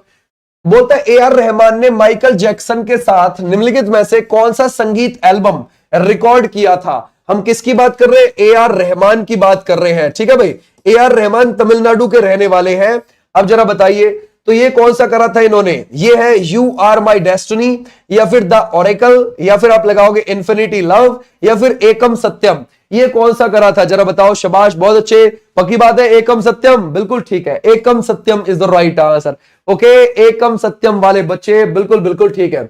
देशभक्ति गीत मां तुझे सलाम के संगीत की रचना किसने करी है? जरा बताओ, मां तुझे सलाम के। अगर हम देखें, अनु मलिक ने, हिमेश रेशमिया ने, शंकर महादेवन ने, या फिर ए.आर. रहमान। 1997 में हमारी आजादी के 50 साल हो गए थे, उसके उपलक्ष्य में ये मां तुझे सलाम आया था। और ये किसने? तो हमारा राइट आंसर है AR. Rahman is the right answer. Okay, AR. Rahman 2000 में इनको पद्मश्री मिल गया था। क्या मिल गया था? पद्मश्री। और साल 2010 में इनको पद्मा भूषण मिल गया था, पद्मा भूषण मिल गया था। ऐसे भी आप ध्यान रखोगे, 2 बार ग्रैमी अवार्ड मिल गया, 2 बार ऑस्कर मिल गया। आ जाओ भी नेक्स्ट पर। बोलता है निम्नलिखित में से किस राज्य में बारिश के त्योहारों के दौरान पाई गाने सरिया नृत्य के साथ गाए जाते हैं? जरा बताओ, पाई गीत सरिया नृत्य के साथ। जरा बताओ, क्या आप लगाओगे इसमें से? त्रिपुरा है, मध्य प्रदेश है, या फिर आप लगाओगे उत्तर प्रदेश है, या फिर आप लगाओगे सिक्किम है? ये कौन सा हो जाएगा? तो सर हमारा राइट आंसर हो जाएगा पाई गाने है, ये हो जाएंगे Madhya Pradesh is the right answer. Clear हो जाएगा, शाबाश, मध्य प्रदेश वाले बच्चे बिल्कुल बिल्कुल ठीक है भाई, बहुत बढ़िया। बोलता है पारंपरिक इनमें से कौन से के संगीत में ठुमरी और अन्य लयात्मक गीत शैली शामिल है? जरा बताओ किस में शामिल है? अगर हम देखें पारंपरिक इनमें से के संगीत में ठुमरी और अन्य लयात्मक गीत आपको शैलियां शामिल लगती हैं, जरा बताओ किस में हो जाएंगी? कथक में है। ठीक है भाई, क्लियर हो जाएगा। कथक यूपी का शास्त्रीय नृत्य है, इसी में शामिल है ठुमरी। ठीक है भाई, आ जाओ नेक्स्ट पर। बोलता है इसमें से, है ना, अब क्या कह रहा है भाई? अब आपके हैं त्योहार और मेले से संबंधित क्वेश्चंस। ठीक है भाई, ध्यान रखोगे किससे है? त्योहार और मेले। अब जरा बताइए, त्योहार और मेले से संबंधित क्वेश्चंस है ना। सुख और समृद्धि और कृषि संबंधित त्योहार बैसाखी सिख धर्म की निम्नलिखित में से किस घटना की याद में मनाया जाता है? जरा बताओ। अकाल तख्त की स्थापना, खालसा पंथ की स्थापना, गुरु ग्रंथ साहिब की सिख धर्म की गुरु के रूप में स्थापना, या फिर हरमिंदर साहिब की स्थापना? जरा बताओ क्या लगाओगे? बैसाखी कब आता है? अप्रैल के समय पर आता है। ओके, तो हमारा राइट आंसर क्या हो जाएगा? वो है खालसा पंथ की स्थापना ये की गई थी, है ना भाई, अप्रैल 1699 में। और किसने करी थी? गुरु गोविंद सिंह जी ने करी थी। गुरु गोविंद सिंह जी सिखों के आखिरी 10वें गुरु थे। ठीक है भाई, तो ऐसे भी आप ध्यान रखोगे। क्लियर हो जाएगा, शाबाश, बहुत अच्छे। आ जाओ नेक्स्ट पर। राउत नाच ये आपको किस प्रदेश का आदिवासी समुदाय का नृत्य लगता है? जरा बताओ, हम किसकी बात कर रहे हैं? राउत नाच। क्या ये राजस्थान का है, जम्मू कश्मीर का है, असम का है, या फिर आप लगाओगे छत्तीसगढ़ का है ना? अगर हम देखें राउत नाच हो जाएगा Chhattisgarh is the right answer, वहां का हो जाएगा। क्लियर हो जाएगा, शाबाश, बहुत अच्छे। आ जाओ नेक्स्ट पर। घुमुरा नृत्य किस राज्य का लोक नृत्य आपको लगता है? घुमुरा, ठीक है भाई, जरा बताओ, घुमुरा के बारे में आपसे पूछा गया है। ये अलग अलग है, ध्यान रखना, ठीक है भाई। अगर हम पूछे, जैसे हमसे पूछेगा झूमर कहां का है ना भाई, ध्यान रखोगे, झूमर, है ना, या फिर हमसे पूछे घूमर कहां का है, ठीक है भाई, ध्यान रखोगे, या फिर हमसे पूछे घुमुरा कहां का है, तो ये अलग अलग राज्यों के आपने बताने हैं। ठीक है भाई, क्लियर हो जाएगा। जैसे हमसे पूछ लेता है ना, ये घूमर आपको राजस्थान का मिल जाएगा, झूमर आपको हरियाणा का देखने को मिल जाएगा, घुमुरा आपको उड़ीसा का देखने को मिल जाएगा। बोलता है उड़ीसा स्कूल, चंदेल स्कूल और सोलंकी स्कूल किस स्थापत्य शैली की 3 उपशैलियां हैं? जरा बताओ किसकी हो जाएंगी? अगर हम देखें नागर शैली की है, या फिर आप लगाओगे कलिंग शैली की है, या फिर आप लगाओगे द्रविड़ शैली की है, या इनमें से कोई भी नहीं? जरा बताओ, है ना। ये Orissa school, Chandel school, Solanki school किस स्थापत्य शैली की आपको देखने को मिलती है? आराम से लगा सकते हो।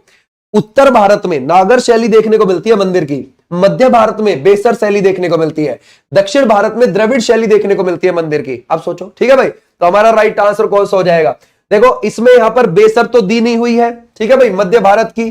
कलिंग दी हुई है, कलिंग भी नहीं है इसमें, है ना भाई, ध्यान रखोगे, और द्रविड़ वाली भी नहीं है। नागर शैली इज द राइट आंसर, ये नागर की ही है। ठीक है भाई, क्लियर हो जाएगा। आ जाओ नेक्स्ट पर।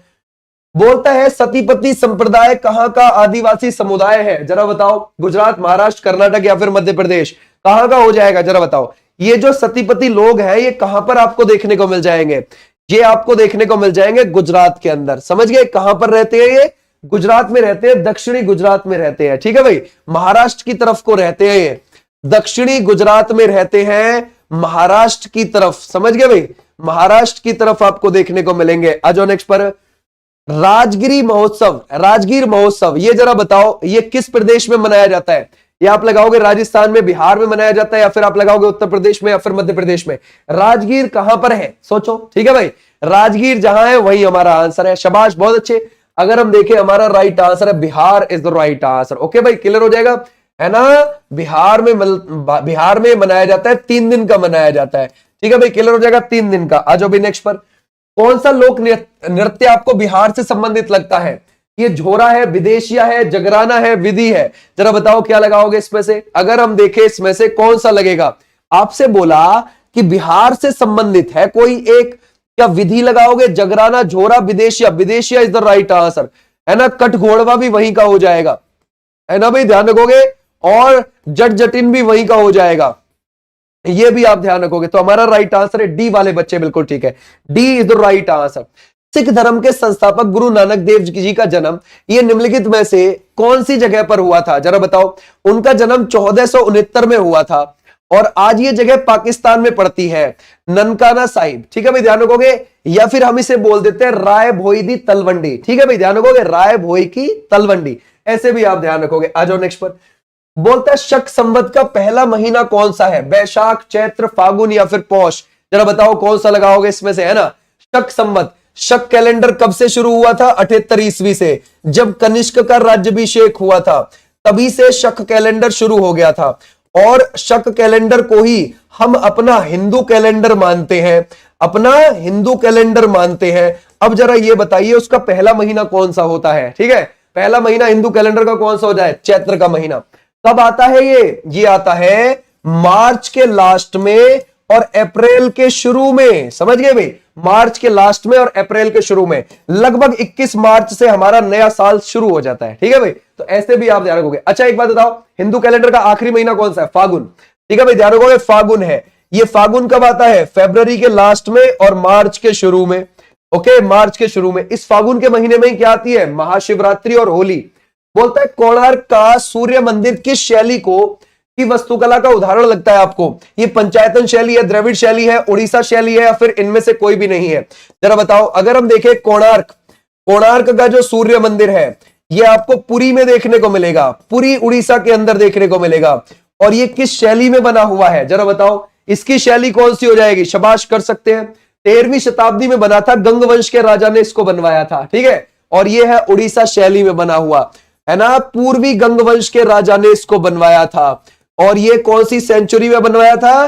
13वीं शताब्दी में इसको बनवाया था। क्लियर हो जाएगा, शाबाश, बहुत अच्छे, वेरी गुड। अच्छा एक बात बताओ, यूनेस्को में इसको कब शामिल किया गया है? इसको ब्लैक पैगोडा भी बोला जाता है। इसको क्या बोला जाता है? ब्लैक पैगोडा, ये भी आप ध्यान रख सकते हो। और इसको 1984 में यूनेस्को के विश्व धरोहर स्थल में शामिल किया गया है। पुंथाडु किस राज्य का नववर्ष महोत्सव आपको लगता है? जरा बताओ क्या लगाओगे? पुंथाडु, पुंथाडु किसी राज्य का नया साल का महोत्सव है, ठीक है।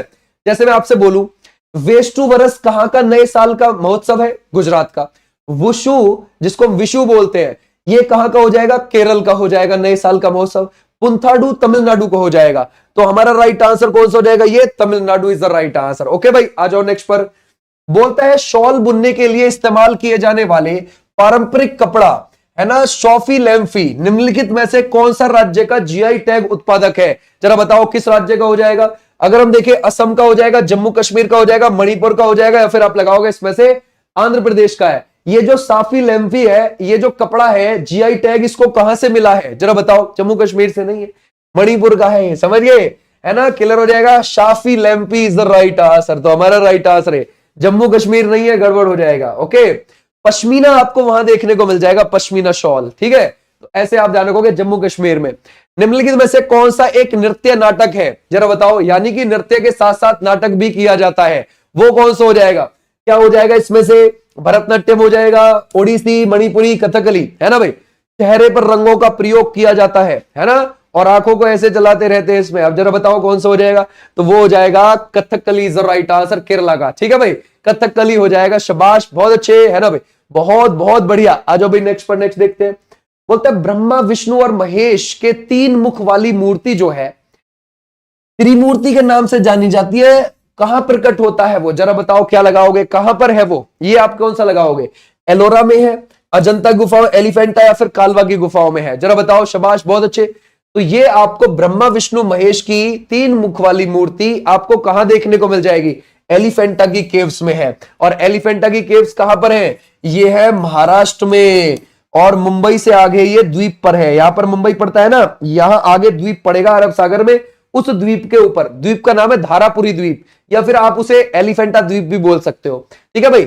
या ये ऐसे आप ध्यान रखोगे, शिवजी से समर्पित यहां पर आपको चीजें देखने को मिल जाएंगी, ठीक है भाई। आ जाओ नेक्स्ट पर। बोलते हैं चकहाओ एक प्रकार की चावल जिसे हाल ही में जीआई टैग मिला है, इसका उत्पाद कहां है होता है? जरा बताओ इसका उत्पादन कहां पर होता है? ये कहां का हो जाएगा चकहाओ? देखो भाई, चावल के बहुत प्रकार है हमारे भारत में, 65,000 से ज्यादा किस्में भारत में चावल की, समझ गए। तो ऐसी एक चकहाओ भी है। जरा बताओ चकहाओ छत्तीसगढ़, मिजोरम, मणिपुर या फिर हरियाणा? तो सर चकहाओ जो है ये कहां का हो जाएगा? क्या हम मणिपुर लगा सकते हैं? बिल्कुल ठीक है, Manipur is the right answer. अच्छा, कोरापुट काला जीरा चावल को जीआई टैग मिला है, वो कहां से है? वो मिल जाएगा आपको उड़ीसा से, ठीक है। क्लियर हो जाएगा, कौन सा वाला? अगर आपसे पूछा जाए कोरापुट काला जीरा चावल, है ना, काला है और जीरा के जैसा दिखता है, बिल्कुल ठीक है भाई। क्लियर हो जाएगा, ये चावल बहुत छोटा सा। और काला नुनिया चावल के बारे में जरा बताओ, ठीक है भाई। अगर आपसे पूछा जाए काला नुनिया चावल को जीआई टैग कहां से मिला, कौन बच्चा बताएगा?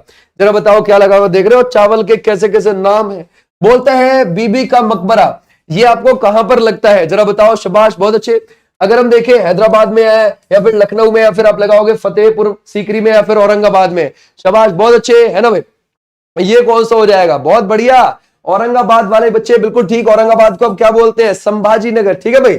अगर हम देखेंगे संभाजी नगर, ठीक है भाई, क्लियर हो जाएगा, संभाजी नगर। तो हमारा राइट आंसर हो जाएगा ये वाले बच्चे, बिल्कुल बिल्कुल ठीक है, शाबाश, बहुत अच्छा। इसको रबिया उद दौरानी का मकबरा भी बोलते हैं। ये औरंगजेब की पत्नी का मकबरा है, दक्कन का ताजमहल बोलते हैं इसको, दक्कन वाले क्षेत्र में है ये, ठीक है। तो इसे दक्षिण का ताजमहल भी बोल देते हैं, ठीक है, ताजमहल की कॉपी है ये। चोल काल की सबसे प्रसिद्ध जो मूर्ति है वो कौन सी है? विष्णु जी की है, वेंकटेश्वर जी की है, नटराज की है, मुरुगन की है?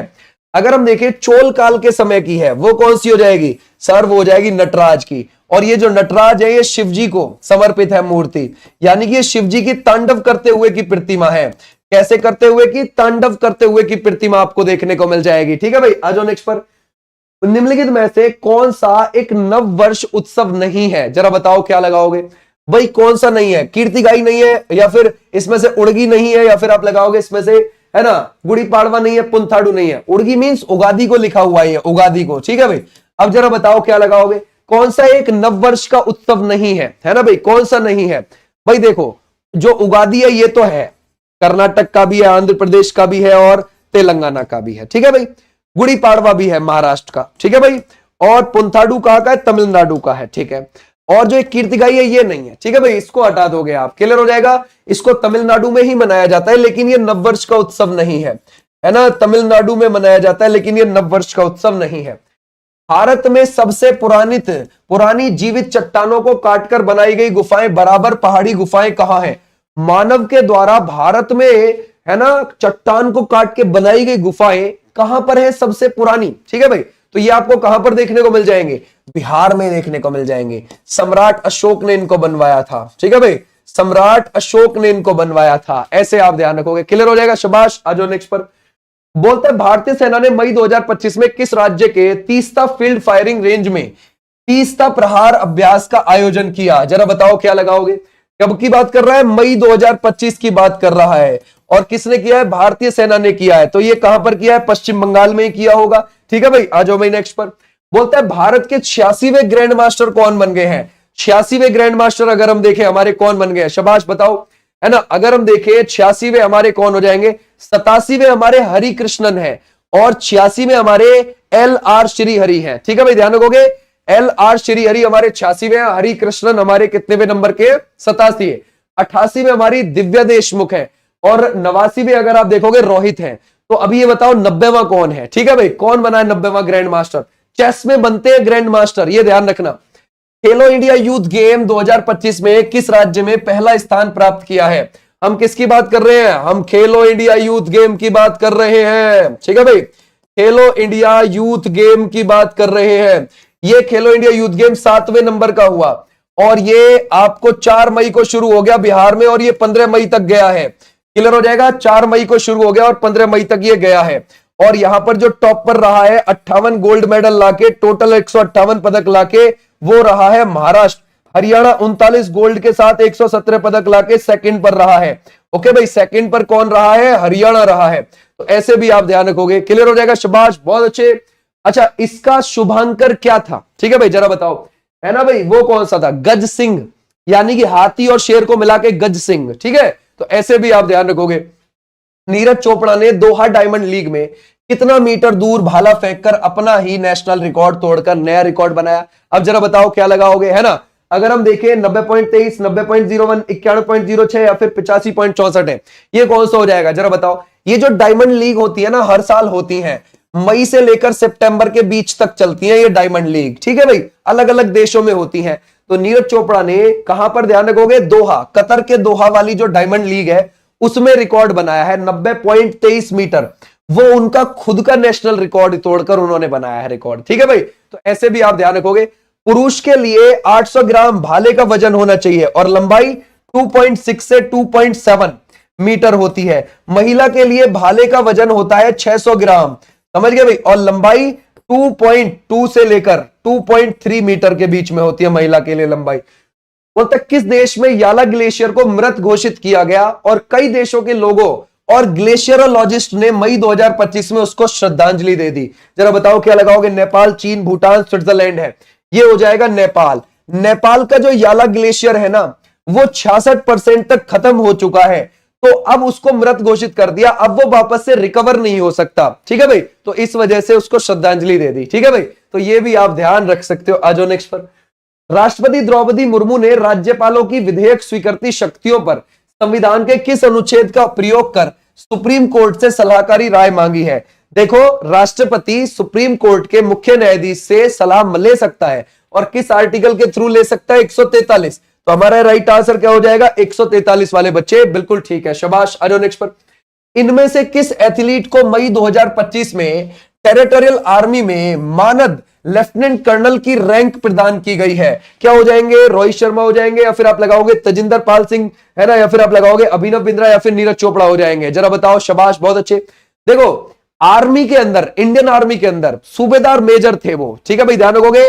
आर्मी के अंदर क्या थे? सूबेदार मेजर, ये भी आप ध्यान रखोगे। तो सूबेदार मेजर के पद से यहां से अब उन्होंने इस्तीफा दे दिया, क्योंकि उनको टीए के अंदर यानी कि टेरिटोरियल आर्मी के अंदर उनको कौन सा पद मिल गया है? यहां पर ध्यान रखोगे, लेफ्टिनेंट कर्नल का। तो ये इनको पद मिला, तो इन्होंने वो ज्वाइन कर लिया, ठीक है भाई। और 1941 में टीए बनी है, इमरजेंसी के लिए बनी है, कभी सेना को जरूरत पड़े तो टीए के लोग एक्टिव रहे। साल भर में कुछ ही समय उनको जॉब करनी होती है, उसी समय उनको वेतन मिलता है बस, ठीक है। तो ये भी आप ध्यान रखोगे। आ जाओ नेक्स्ट पर। फीफा ने किस देश के फुटबॉल महासंघ पर लगा निलंबन मई 2025 में हटा दिया? जरा बताओ क्या लगाओगे? कॉन्गो गणराज्य, नीदरलैंड, डेनमार्क, या फिर आप लगाओगे बेल्जियम।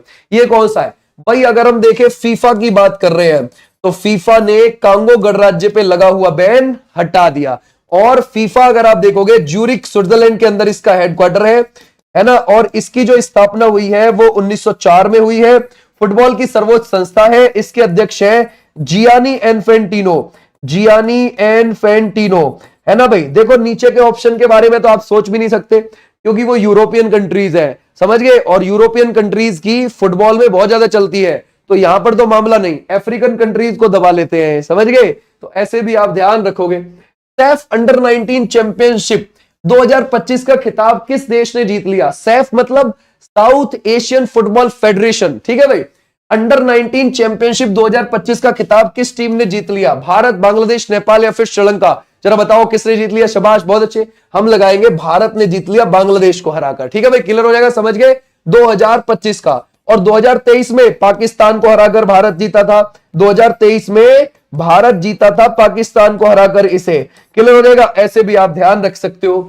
बोलता सूडान ने 2023 के गृह युद्ध के बाद पहली बार प्रधानमंत्री कौन बने हैं? तो ये कौन बने हैं? आप लगाओगे इसमें से अब्दुल्ला हमदोक है, या फिर आप लगाओगे इदरीस खान है, या फिर आप लगाओगे कामिल अल तैयब इदरीस है, या फिर आप लगाओगे इनमें से कोई भी नहीं है। सूडान की बात कर रहे हैं हम, तो हमारा राइट आंसर क्या हो जाएगा? वो हो जाएगा Kamil al Tayeb Idris is the right answer, clear हो जाएगा। सूडान अफ्रीका का देश है। प्रसिद्ध परमाणु वैज्ञानिक है ना M.R. श्रीनिवास का निधन 20 मई 2025 को हो गया। वह किस आयोग के पूर्व अध्यक्ष रह चुके थे? वो योजना आयोग के, अंतरिक्ष ऊर्जा आयोग के, परमाणु ऊर्जा आयोग के, इनमें से कोई भी नहीं। किसके रह चुके थे? जरा बताओ क्या लगाओगे? 2015 में उनको मिला था पद्मा विभूषण, पद्मा विभूषण दिया गया था 2015 में। अब जरा बताओ हमारा राइट आंसर कौन सा हो जाएगा, है ना भाई, शाबाश। वो है भारतीय परमाणु ऊर्जा आयोग। कब बना है? 3 अगस्त 1948 को बना है, ठीक है भाई, ध्यान रखोगे। ट्राम्बे मुंबई में, ट्राम्बे मुंबई में इसका हेडक्वार्टर आपको देखने को मिलेगा। और ये 3 अगस्त 1948 को इसकी स्थापना की गई है। अजोवी नेक्स्ट पर। सबसे ज्यादा 31वीं बार माउंट एवरेस्ट पर चढ़ने का रिकॉर्ड बनाने वाले एवरेस्ट मैन का नाम बताइए। ये आप मुझे होमवर्क के तहत बता देंगे कमेंट बॉक्स में। ये थी तुम्हारी आज की क्लास, ओके। और अब मैं मिलूंगा इस वाली क्लास में आपको कल को, ठीक है भाई।